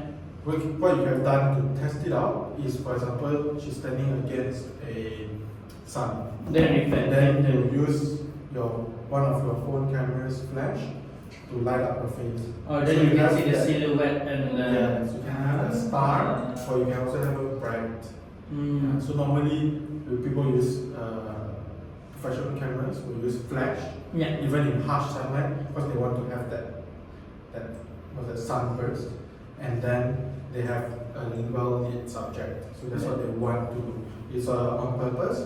So it's not wrong, the photo, but it can be done better. Right? It's But, just your perspective. Yeah, because when you use the phone, flash is not bright enough. I try to point everywhere, it doesn't make a difference Correct. towards the sun. Yeah. So you need a brighter light. Mm. So you will learn all these kind of things, and you learn the limits of Mm. your own camera. So that's why taking more photos will teach you more, right? So we'll move on to the last one. Mine is outdoor only, right? It's my picture. Handwriting your screen. It's Max, I think it's Max. It's Max. Just now it's Max. I think it's a screen protector. Yeah, she got the privacy. So the main focus is supposed to be the car. And I took this in portrait mode because I want the blur effect at the background. I tried to do the third thing, but I think it's the background and the car. I didn't like how it was if I did the third thing, so that's why it ended up like that. It's fine. Like I said, it's your perspective here. But imagine if, for example, you stand further out. You still get the same corner of the car, but you get more in the image, so you can see what's going on in the back, like a building, for example. But you want to focus on the car. Or what you can do is you can change your angle, going from straight onwards, try to go from lower angle or towards the side a bit more. Many different angles that you can try. If you take pictures of people, for example, if you take straight on, they're flat. If you take it from lower, they look taller. You take it from higher, they look shorter, right? So you can always test it out, see which kind of pictures that you like to take, Okay. and then take more pictures. Okay, so we'll talk about what you have learned from this activity, right? So next one is, I want to know what is the challenges that you face. So since you mentioned it was difficult just now, I think the one that you mentioned is about the lighting. Yeah. It's very difficult to get a bright light. So if you want to get let's say for example, a very bright light, then try to get additional accessories, for example, to get external light, The cost you a the lot. LED, Those LEDs, they go quite bright, as long as you keep it close to the person. Simple as that. Okay, so we'll move on to the next module. So this is about avoiding pitfalls, about what you can take note of so that you don't make the mistakes. So we have we have three. First one is avoiding digital zoom. Second one is no clear subject. Third one is avoiding other pitfalls. So there is a bunch of examples in there that I will add in as well. Okay, so avoiding digital zoom. So on some cameras, unfortunately, you only have one camera. Some you have optical lens that you can actually zoom, and that is a much better quality photo. So understanding the optical versus digital zoom, so we want to see what's the difference, and then we want to see how we can improve the photo without having to zoom in or out. And then next, using external lenses, which is the one that I covered earlier. You can use this to take macro photography as well. Lastly, cropping in post-processing. So later I'll guide you guys how to edit as well on your photos, what the editing does in your photos. So we'll go through it slowly. Okay, so we have optical and we have digital zoom. So optical meaning to say hardware. So your phone has the optical zoom. Digital zoom is your phone only has, let's say, 5 times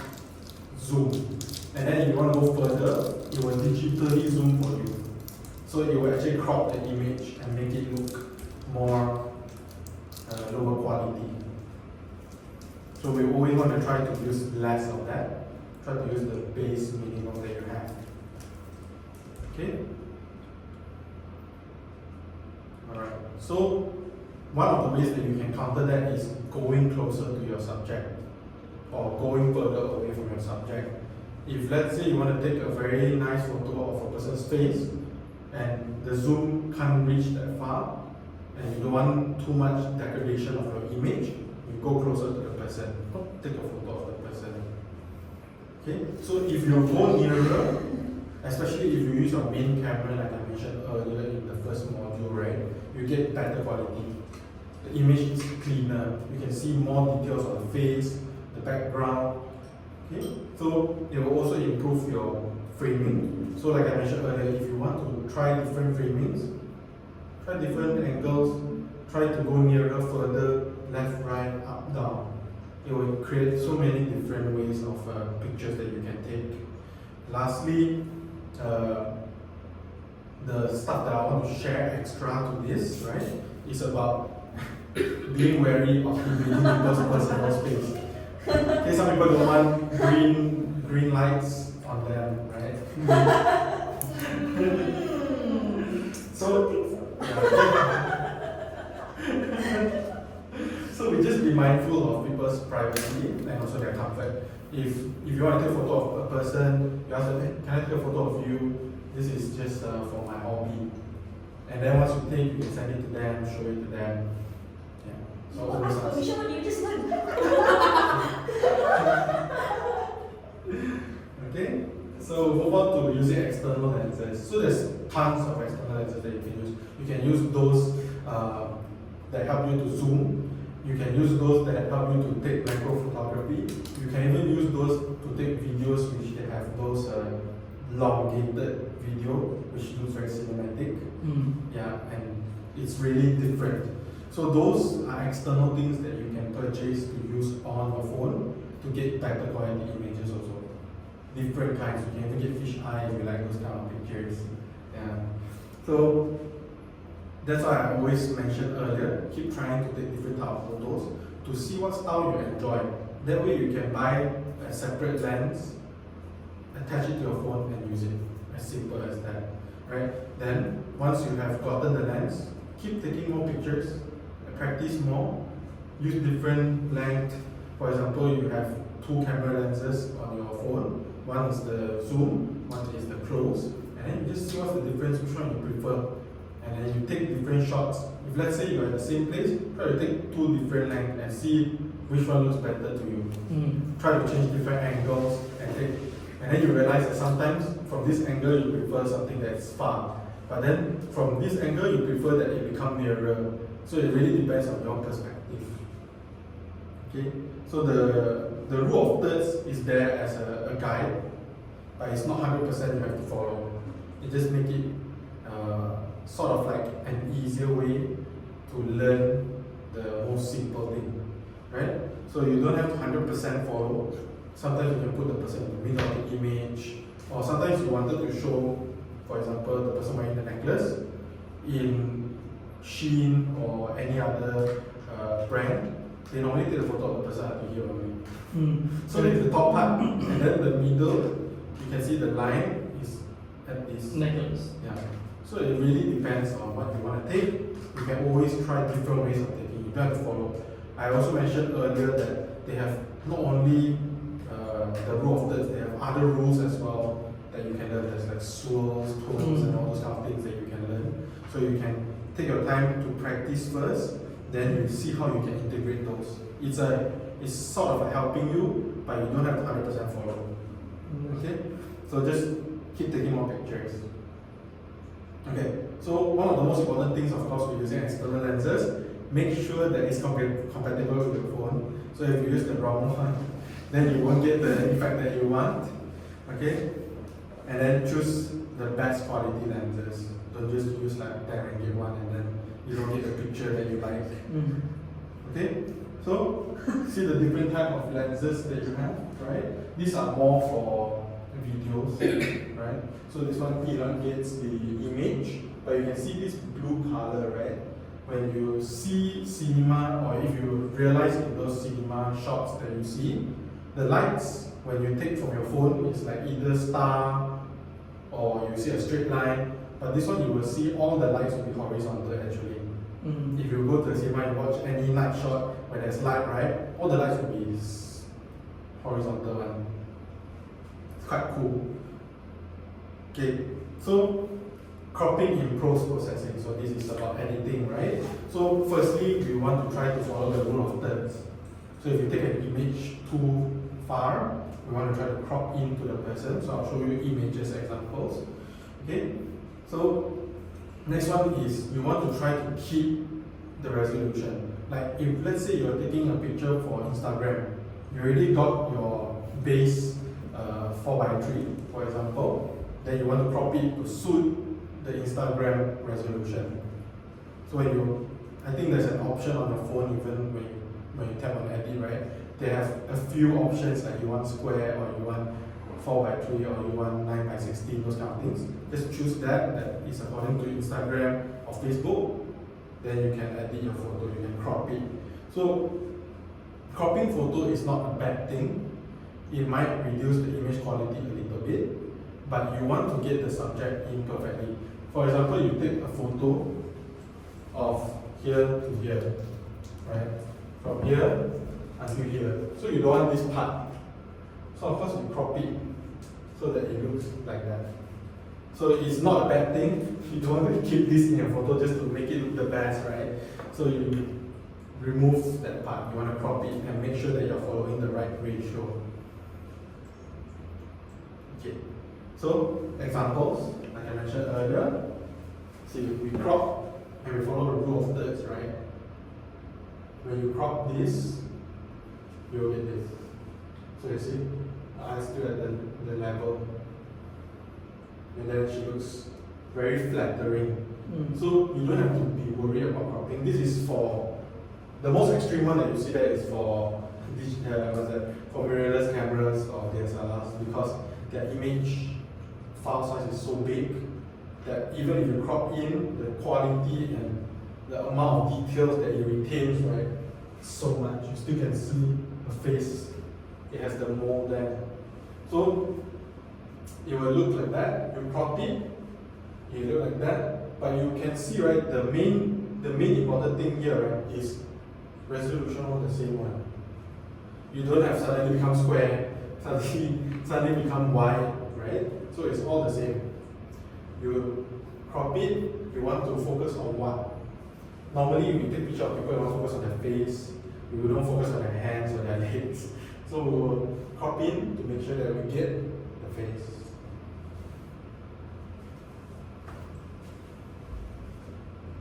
Okay, so no clear subject. Firstly, earlier we mentioned about it as well. We need to identify the subject that we want to take the picture of using the rule of thirds, simplifying the background, and then framing. Okay, so when you take a picture, like earlier when you guys take a picture, your thought process is what do I want to take a picture of? She thought about, I want to take a picture of M&M in the sun. So she went and take that. So you must always remember what you want to take. Have that thought in mind first, then go and take. It's the same as when you go on vacation, right? You want to take pictures, you want to capture the images. Just do a little bit of research. Next time when you go on travel, just do a bit of research. For example, you're going to Penang.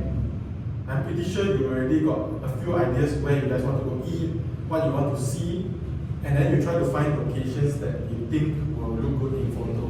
When you reach there, hey guys, come on, stand here. Take a photo, and then you'll be happy with that photo, right? So just a bit of that research, identifying the subject, then you will get a very good photo. So make sure to incorporate the exposure triangle as well, the lighting and everything, not against the sun, but complementing yourself. Find reflectors, for example. Okay, so additional things that we want to avoid is cluttering or confusing the image. So if, for example, she had the M&M in her hand, and then she has so many other things around it, we don't know what we want to see from the image. Like, if we look at the table, if you take an image of this, you don't know what you want to see. But if you have a prominent one, for example, at the front of the image, and those are all at the back, you can see the depth, but we know that we want to focus on the chisels. Chisels. Okay, so using the rule of thirds, positioning your subject. So place your subject along one of the vertical or horizontal lines on the grid, like I mentioned earlier. So for portraits, this is what I mentioned earlier, right? You want to align the subject's eye with the top horizontal line. That is the easiest way to get a very flattering photo of the person. But this is just a guide, like I mentioned earlier. You can always experiment differently to try to get different results. Okay? So, it's not a bad thing, but if you ignore the rule of thirds, it can lead to unbalanced or uninteresting photos, like I mentioned earlier. Too high, then the person's head is like so short, right? So try to center the subject, but not too much to the center. Try to get the eye at the level. Okay. So we want to simplify the background. You move around, try different areas. Even a different background, like for example I mentioned earlier, where you are close to the car, just take 2 steps back, try and see whether the photo looks even nicer that way. Or you can try to change your angle to the right, try to get the curve of the car, but also you can see more of the car at the back, for example. So it depends, you can always try. And then blurring the background, which is what all of us did, right? Trying to get that depth of field. And lastly, we remove distractions. So very easy to remove distractions. If you don't like that in the way, get it out of the way.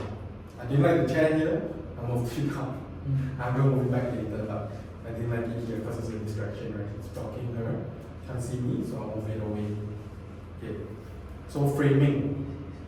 We want to add stuff to the foreground and background of the image. So when we talk about foreground objects, right? When we talk about foreground objects, let's say you want to take a picture of this Michael's purse. Okay, so this is in the middle of the image. And then if you want to add some contrast or something, you can add something at the front and then something at the back. So it will be one picture like that, but you can see something at the front, something at the back. This one will be blurred, this one will be in focus, and this one will be blurred. So you create a different look to the image.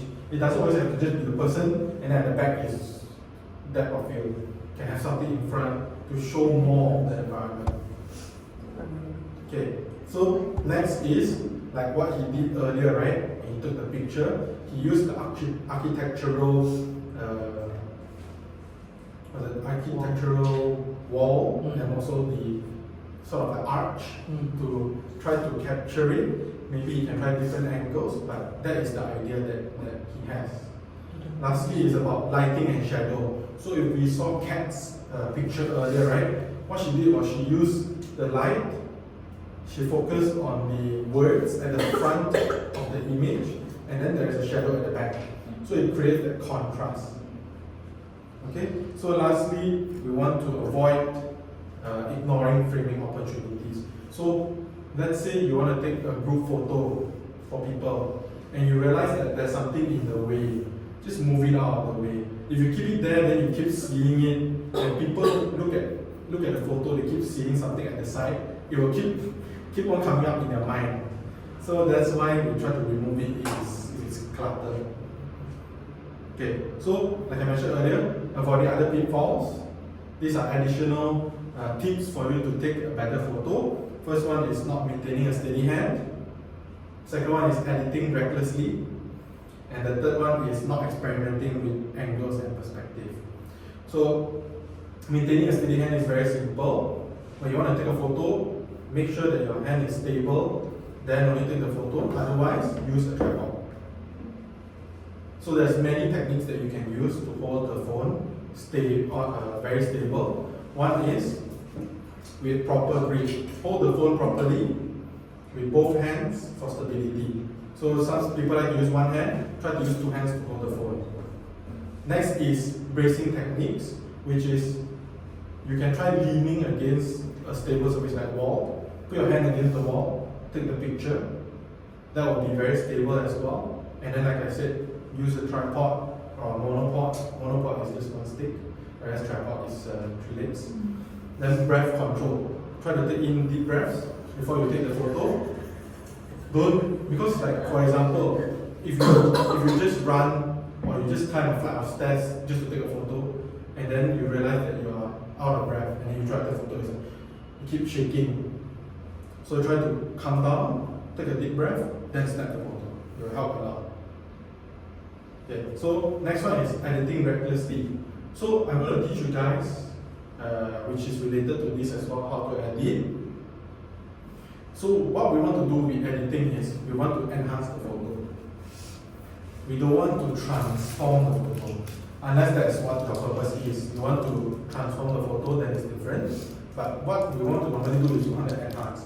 Like, for example, you take a photo of a person, right? You want the person's face to look as natural as possible, but you don't want too much pimples.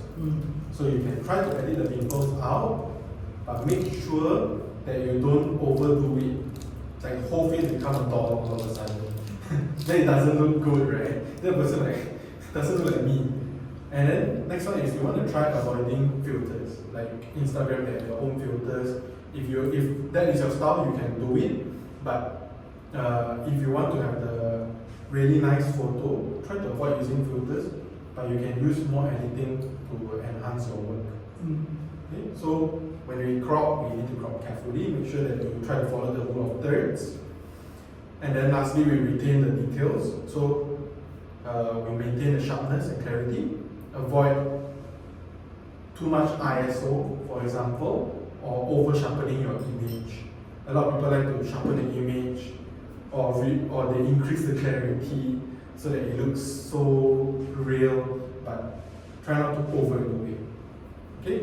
So with that, right, I'll just share with you guys a little bit on what your phone has.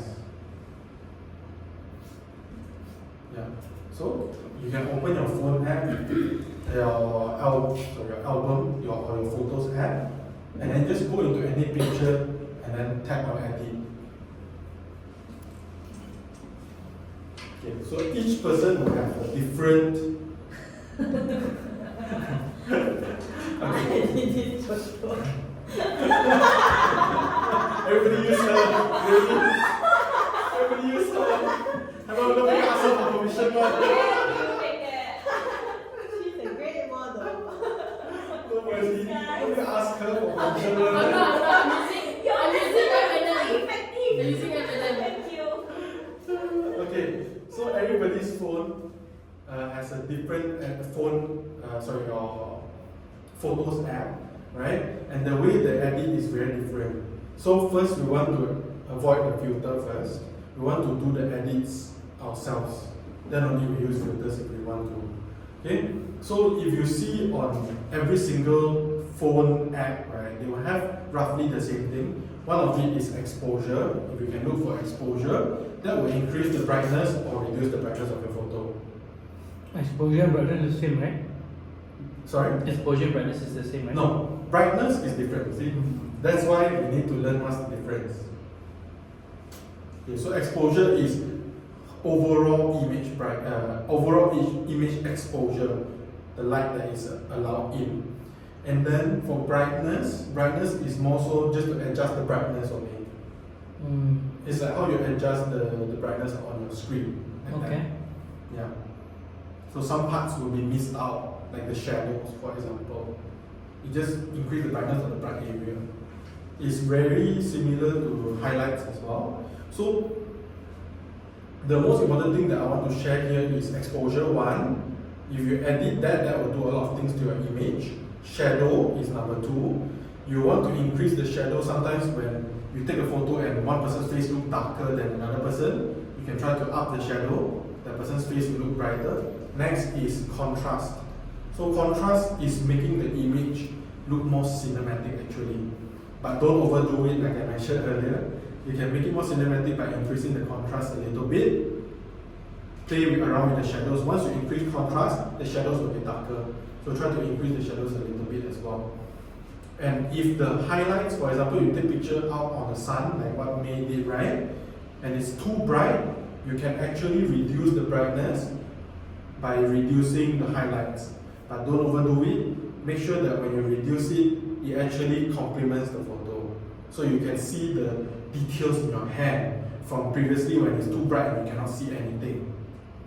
And then now, when you see the rest of the functions that you have in your phone, right? There's so many different ones that you can use, vignette, clarity, all of those kind of things. What you can do as a homework, once you go back home, you guys open the normal phone editing app only. This is not even those professional editing apps. Just go into it, try different options, see what it does to your photo. Once you learn what it does to your photo, it's going to help you edit your photo so much better. A normal image that you see of a person that you took, or a family member, or even your whole group of friends or whole group of family, right? When you edit the image, it looks so much different. And they will most probably be impressed by your photos. Okay? Everybody alright? Okay. With that, then we move on to our next module. Okay? So, I'm going to share with you a little bit of tips on how to experiment with different angles and perspectives. So, like I mentioned earlier, you can use different kind of angles to capture your photos, right? So we have low angle, high angle, close up, and even bird's eye view. So from lower angle, like I mentioned earlier, we want to make things seem bigger, right? So you want to take a picture of a person, you want them to look taller, right? Even though they are short, you use lower angle. Then, why are you laughing? Why are you laughing? Okay, then if you want to take a photo from a high angle, when you shoot from above, you will get a different perspective, right? And you will get a bigger picture of the scene. So if let's say we take a picture like this, we go direct straight. What you see is just like this, and maybe back you cannot see. If you take photo from the top, from higher up, you can see more things, right? So it depends on what you are trying to capture. Next is close up. So we want to take picture closer to the person. Like what she did earlier when she took picture of the car, she go closer. Even for me, she take picture of the M&M, she go closer to the M&Ms. So try to play with different angles, even the bird's eye view as well. So you want to show a different perspective. Okay. So now we're going to do activities. So this activity means you have to do both of it, okay? But for today, I think we will skip. Okay? Alright, so anybody have any questions? How are you feeling? Good? Good? Any questions? No? Okay. Alright. So we'll skip this as well since we took so long break already. We'll move on to the last one. So this one is seeing results. So this will include editing as well, yeah? Okay? So first we're gonna recap. I'm gonna do a short recap on exposure and everything. Next one is a guided composition exercise. So I'll teach you guys as well on how to edit, etc. And then, on how to take the photo, and then also on how to edit the photos as well. Okay, so a short recap on what we have learned. In module 1, we learned that we have different kind of lenses and focal length. Then we have photo ratio differences like 4:3, 16:9, and then we have and we also learned about the focus, how to use autofocus and so on, and lastly other functions that you have in your phone. Module 2, we talked about the composition, leading lines. We also talked about understanding how to expose the subject properly, the the image properly. And lastly, we learn about how to use lights and how to find reflectors and so on. And the module 3 that we went through, we just only went through before this break. We talked about avoiding digital zoom, so we try to use optical zoom as much as we can. Try to make sure that we have a clear subject, what we want to take, what photo we want to take, and lastly, about things that we should avoid doing. Right? About cropping too much, editing too much. Okay. So this is the activity. Okay. So this is the first part of the activity. What we're going to do is we're going to take a picture with the following criteria. First one is the picture must have depth of field, so you can use portrait to take photo. Use 4:3 photo ratio. Okay. And lastly, using outdoor lighting only. Oh, and I forgot, the subject can be anything that you want. It can be your friend, it can be M&M again, but try to use different things. Remember to try different angles as well. Make sure to capture the subject clearly, what you want to capture. Okay? iPhone, how to take for change to At the top there is a button, not on the middle top. And then you see the... How long do we have for this? Okay, so we will have... I'll give you guys 15 minutes again. We'll take a picture of any subject that you want, as I mentioned earlier. So it can be like same subject like M&M or car again, or your friend, but it must have these criteria. So must have depth of field. So you want to see, if you can, try to add in a foreground, like you can use leaves for example, and then a person, and then the background. Okay, and then 4:3 aspect ratio, like I mentioned earlier, and lastly, use outdoor lighting only. So, are you guys ready? Yeah. Okay, let's see what you guys can come up with. Once you're back, then we will learn how to do editing. Oh shit. Where did you go? I went upstairs. She said you disappeared. Because I was trying to pass the key. And I was like, the link can be the name of the I library. was so scared. Then he was so far away, I was like, I actually don't hear the name. I'm the chosen one by default. Wow, yeah, 20K. Okay, so we're back. And how did you guys feel about the activity just now? Okay? Harder. Very hard. It's much difficult, right? When you have these criteria. Okay, so now you guys have your photos, right? Before showing it to everyone, what we're going to do is we're just going to edit the photo. So I'm going to give 3 criteria here as well. First one is adjusting the lighting. Okay, so the exposure. Next one is contrast. So we want to adjust the contrast. If for iPhone, normally they have less contrast, you want to add more. For Samsung, sometimes they have too much contrast, so we want to reduce the contrast. And then cropping the image to make it smaller. Like what you saw earlier, the example of the lady, we want to crop the image to make it smaller, but using the same aspect ratio. Okay, and also still focus on the subject. Okay, so this one is actually a hands-on and also a guided editing. So what I'm going to do is, I want you guys to show me your photo, and then we're going to go through together on how to edit the photo. With these 3 in mind, not anything else. Okay, the others we can learn the next time. Okay, so who wants to go first? I'm gonna start at 2:15. Okay, can let me show you.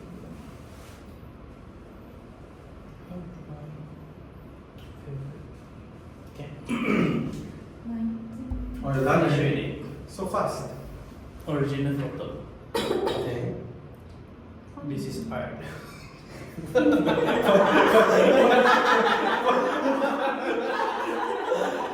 What is it? Huh? What is it like? This just now. because it's like it forces you to change your perspective. Oh, but difficult. And then Some okay, this is too much lighting. So what we can do is, right? But I we- like my current version. You can keep it. You can keep it. It's not the same and wrong, right? But there's a lot of empty space, right? You see this photo. These are all empty space. Which one? This the wall. This one. This one here, is it? No, the wall. Oh, I memang want the wall. Yeah, I know, but it's too much Okay. out already. Okay. Because we want to focus on the subject, but this is getting in the way. Understand. If you wanted her to look even better, see the background over here, or even over here, I don't know what's over here, but she could stand behind this plant, for example. And then when you take the picture, the front will be blurred, she will be clear, the back of her will be blurred, so it looks even better. So you emphasize, you want to show her, right? She's the subject. So normally what I'll do with an edit, I'll firstly crop it first. So we want to make sure that we reduce, we have to follow the aspect ratio, 4:3, so we can keep, Cook the wall, but minimal, is it? yeah, so we want to keep a little bit of the wall, maybe like that. Okay, so we want to also adjust. So firstly we want to adjust the exposure, if yours have exposure. I don't have. I think mine is just the brightness one. Yeah. So you have no choice. So adjust the brightness. Okay. So you see this is too little, right? And then this is too much. Yeah. So we want somewhere in the middle, very close to it. Something like that. Next, you want to add contrast if it's not enough. So if you want to know whether it's enough or not, This is too bad. it's too much, right? Yeah. And then this is Too pale. too pale. So when you add, if you see this is still too much, try to reduce it a bit more, and then you zoom in to see whether the image is contrasted enough. Understand? Right? But remember, when we edit the photo, so when we crop, right, we want to make sure that she's in the middle of the photo actually. So what we do is,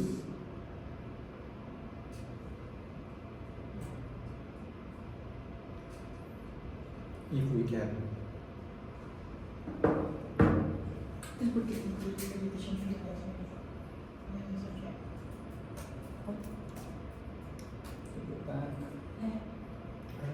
This is the one I did. Okay, this is what I did. No. The one second. Oh, I was not saying. oh, you can save. Okay, but basically we crop this one. No, we have to use the aspect ratio first. It's easy. First, we want to follow the aspect ratio, And and then you can have her in the middle.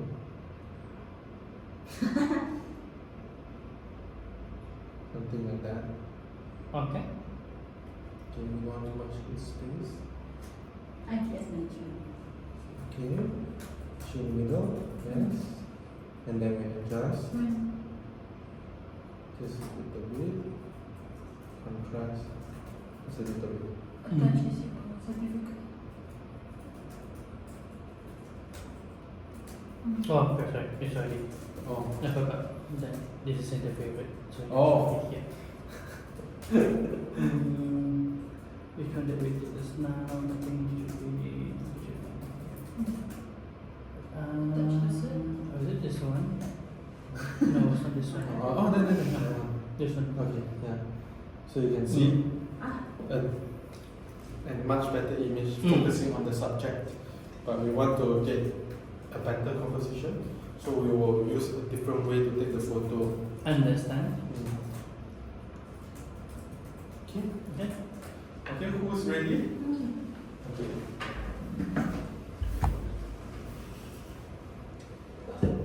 So later we will show the photos to everyone. Okay, so we understand that we want to focus on this is not edited, right? Okay. And then the edited one? Okay, so we have tons of contrast, but we can't see the image in the back anyway. Right? So we go back to the first photo. This is the first photo, right? Okay. First, we want to adjust the cropping first. So how do we crop? Hmm? We want to make sure that we follow the aspect ratio, I right? know what you're trying to say, but See, this is free. Mm. So we need to remove. How will we Go to this, choose by 4. Okay? Because we choose So we're going to reduce it. And try to keep this in the center of the image, especially the word. Around here. Okay. Next, we're going to adjust the force perspective. brightness. lines. Which is we force your body. We're going to adjust the brightness. See, so this one is too bright, right? I don't think Audrey will approve any of this. No, but you can see that. Exposure. So we're going to adjust. So you see this is too much. This is too much also. So you want to find middle ground. This is okay. We just want to emphasize this and you want to give it a bit of shadow. So I did even more than this, but you can see the contrast early you added a lot, right? But actually for some stuff you see the contrast is too much. No, this is Right. launching a bit So too we're much. going to It should reduce just be like a that. tiny bit.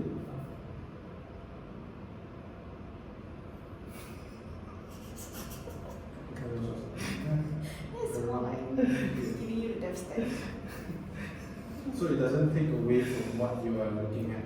I need to do my work. So go ahead. So see the difference? No crop. Crop. How is this crop? Crop smaller D. You only crop like 10, not even 10%, 5%.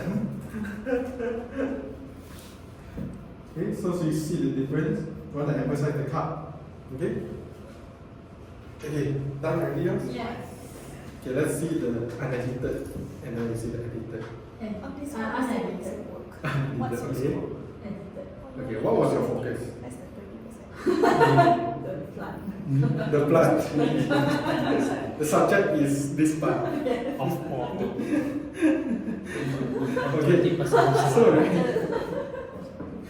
so Okay, I want to keep up so fast. you take from a lower angle, right? Yes. So you can see what's outside. Yeah. Okay.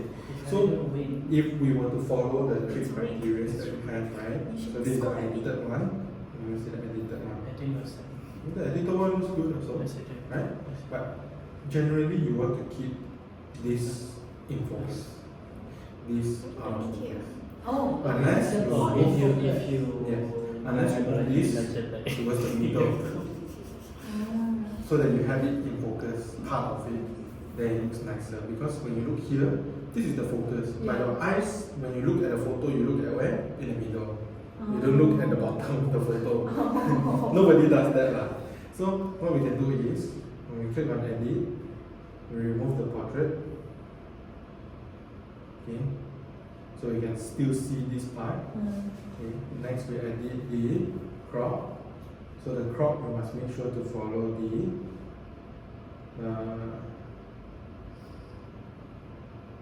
3x4 or 4x3. Okay. There's a lot of space up there. So what we do is make sure that the pot is on the right.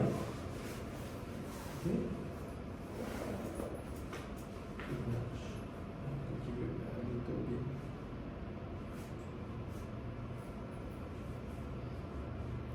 Okay. You want to get skills because on the pot to be in the middle. Okay. Next we're going to edit the lighting. So the exposure. So this one seems like the sky is a bit, the place is a bit dark, right? So if you edit the exposure too much, it's gonna blow out. Too little, can't see anything. So just add in a little bit before this gets too wide. Gonna add in a little bit. You can add more things to it. If you see your shadows, for example, you can also increase. Right? So it depends, but don't do too much to kill the photo. So next we go to contrast. Okay. So contrast, normally for iPhones is quite dull. But if you put too much, it looks so fake. So we're just gonna add a bit to make it have that color. Okay. So other things that you can edit, for example, saturation. Vibrancy and saturation is different. So saturation is the general picture color. Vibrancy is just for the light areas. So you can test it to see which one looks much different. This one's too much. You can see the sky is a bit fake already. Okay. So you can see. Right? And if you want to really add the portrait, and try to add just a tiny bit.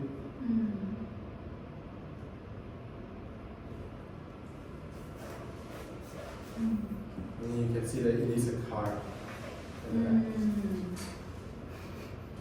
What doesn't know? Because of the car.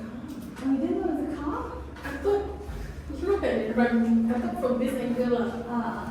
Okay. The train station, remember you went there? Oh, wow. Then what other picture? Yeah, it looks good, right? So, if we look at the Doesn't really have to that, photo, right?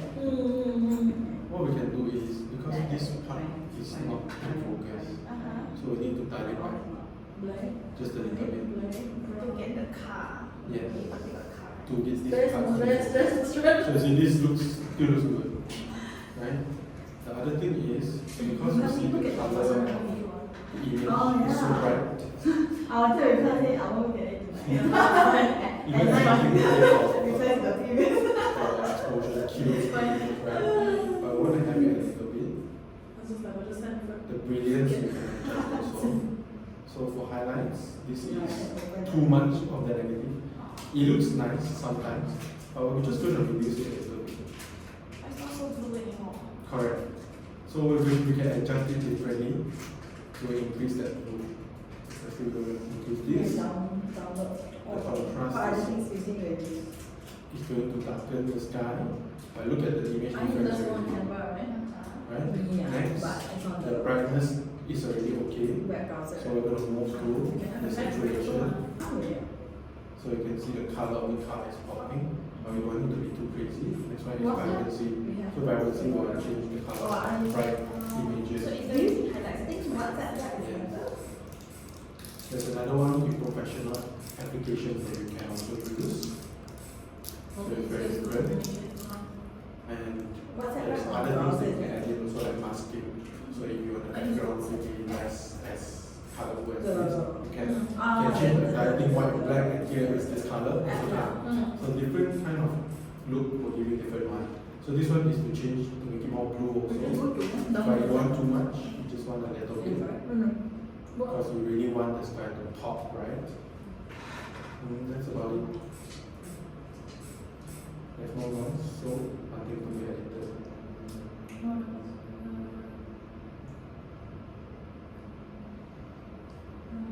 You link your. How do you see the non-edited? Yes.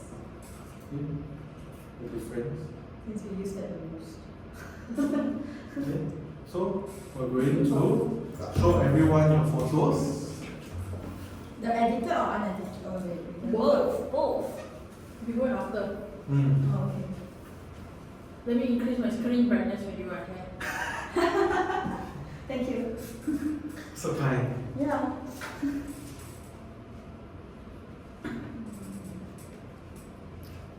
I thought this was a train, no? I thought it was a train station. Wow. I thought it was those stadium. I thought it's stadium. I didn't realize it was a car. Yeah, after I reduced it, I think that's a car.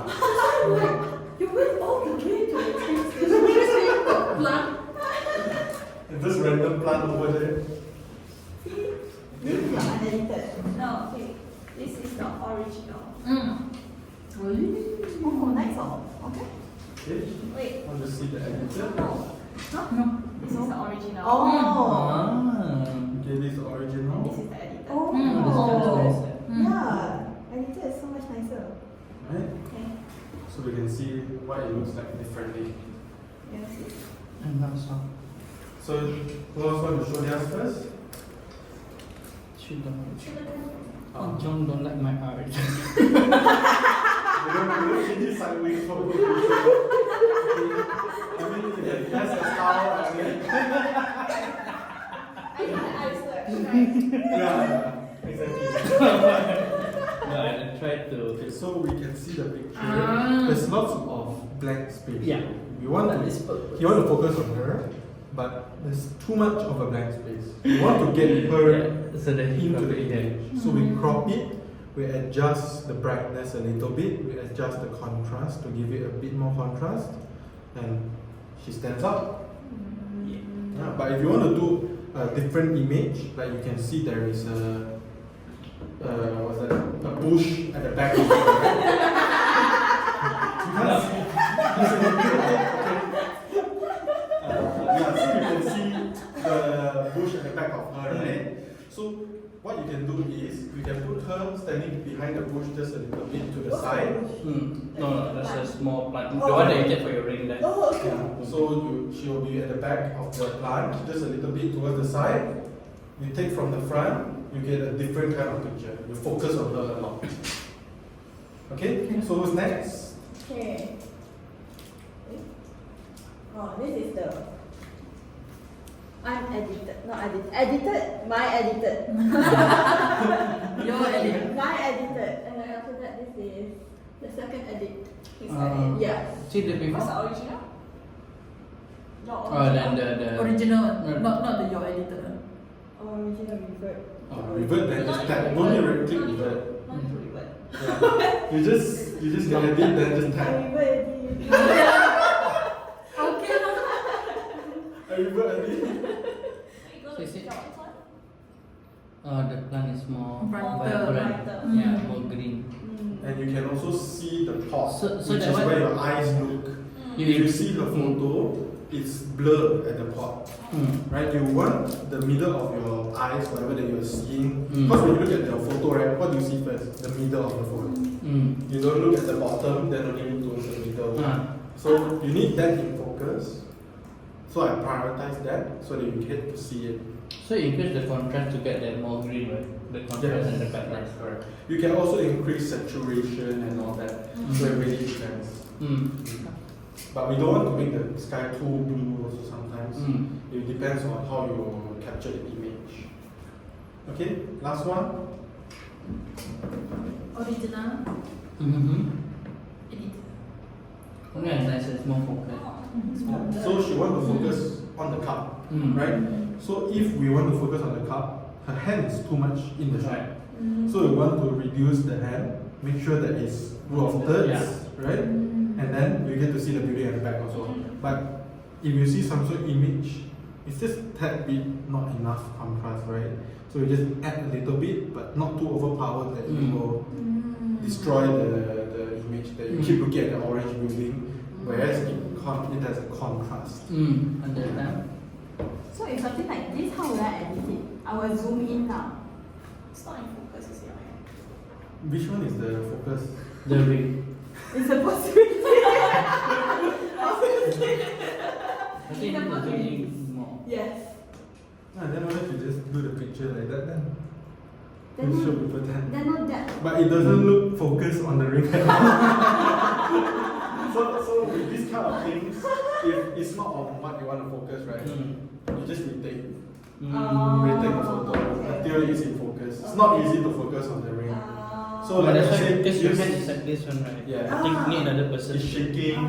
For example, what you can do is remember to press and hold Yeah. until it locks the focus. Okay. Yeah. Okay. Alright. So with that, what did you learn from this activity? So we have went through each and every one of your photos, what we can improve, how we can see things in a different way. Okay. So every one of you have different perspectives, and it's okay to have your own way. It's just that this is much more like pleasing and following the rule of thirds, those kind of things to enhance the image.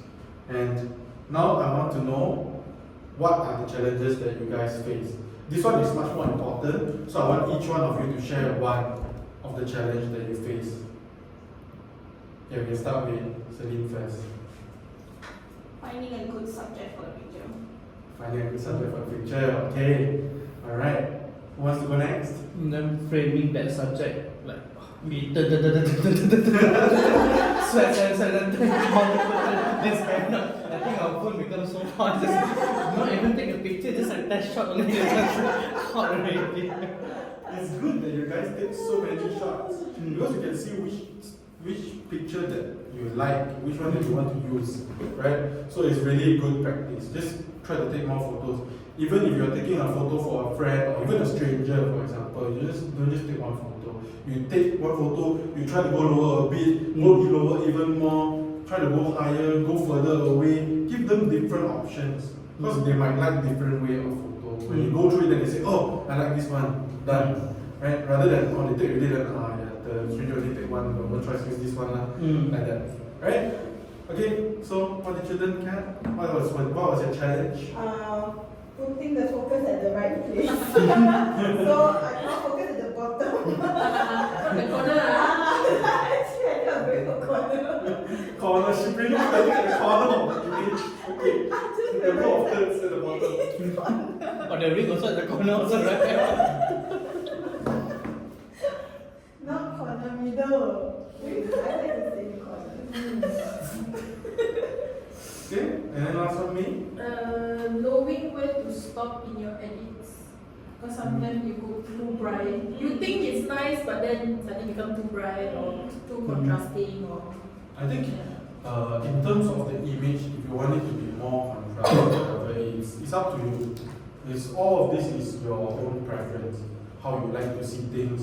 But over the years of editing photos, right, I realized that when I started, I really love very bright pictures. I like very bright, vibrant, so a lot of color.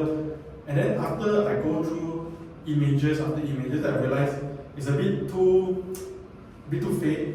Like when people look at the photo, they know that edited one, so many things, and then it doesn't look like what it would look like in real life.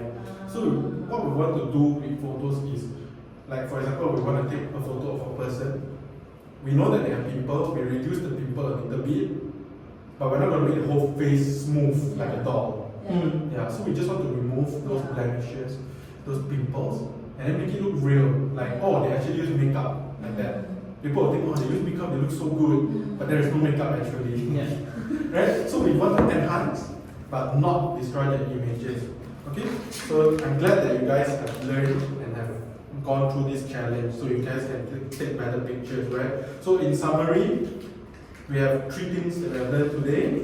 So we focus on the different camera features, for example, the composition and lighting, and then we learn about using different techniques, making sure that you use the right angle, framing the subject, make sure that you have the subject.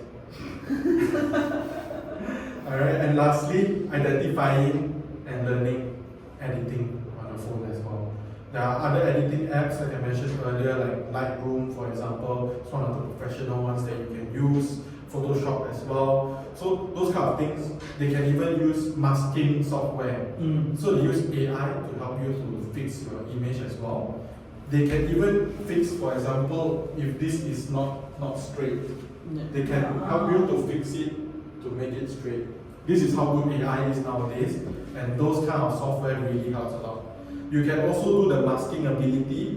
For example, you feel like, oh, this part of the wall is so dark. You can mask this area and make it bright so it matches this. So there's a lot that you can do with a professional app. But of course, for mobile photography, when you're just starting, just use the normal editing app. It's a bit limiting because the way that they edit the photo is different from how the professional editing apps do it. Yeah, but you can still get similar results. The most important thing if you want to get good results is to take the photo well. If you take a photo very well, you don't have to do much editing at all. You realize that, oh, this photo really looks so good, and you just edit it a little bit, and you're done. And last important tip that I would like to share with you guys is about editing, your style of editing. Each person has a different style of editing. You want to change the image from straight to side is up to you. Right? So find a way and the style that you like to edit. you want to make it more kind of a darker tone kind of a picture, you prefer those like what's that, golden hour, so you make it more yellowish. You want to have a theme to your pictures. You want to make it more western, so you make it more yellowish.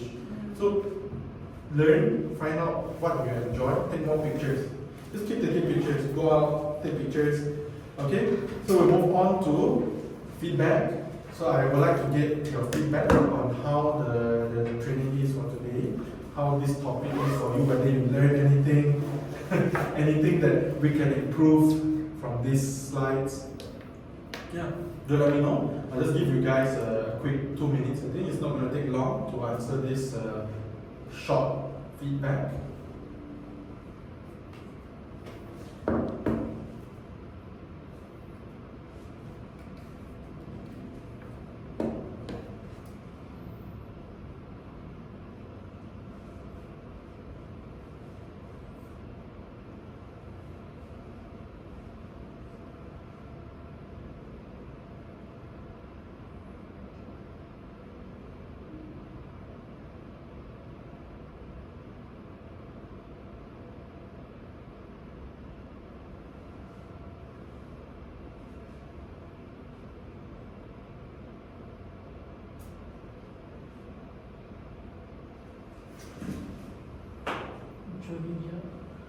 Yeah, better give.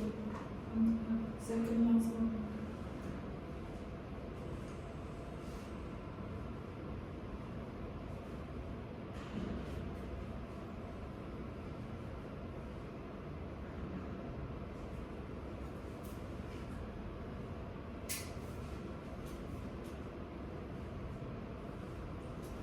Done.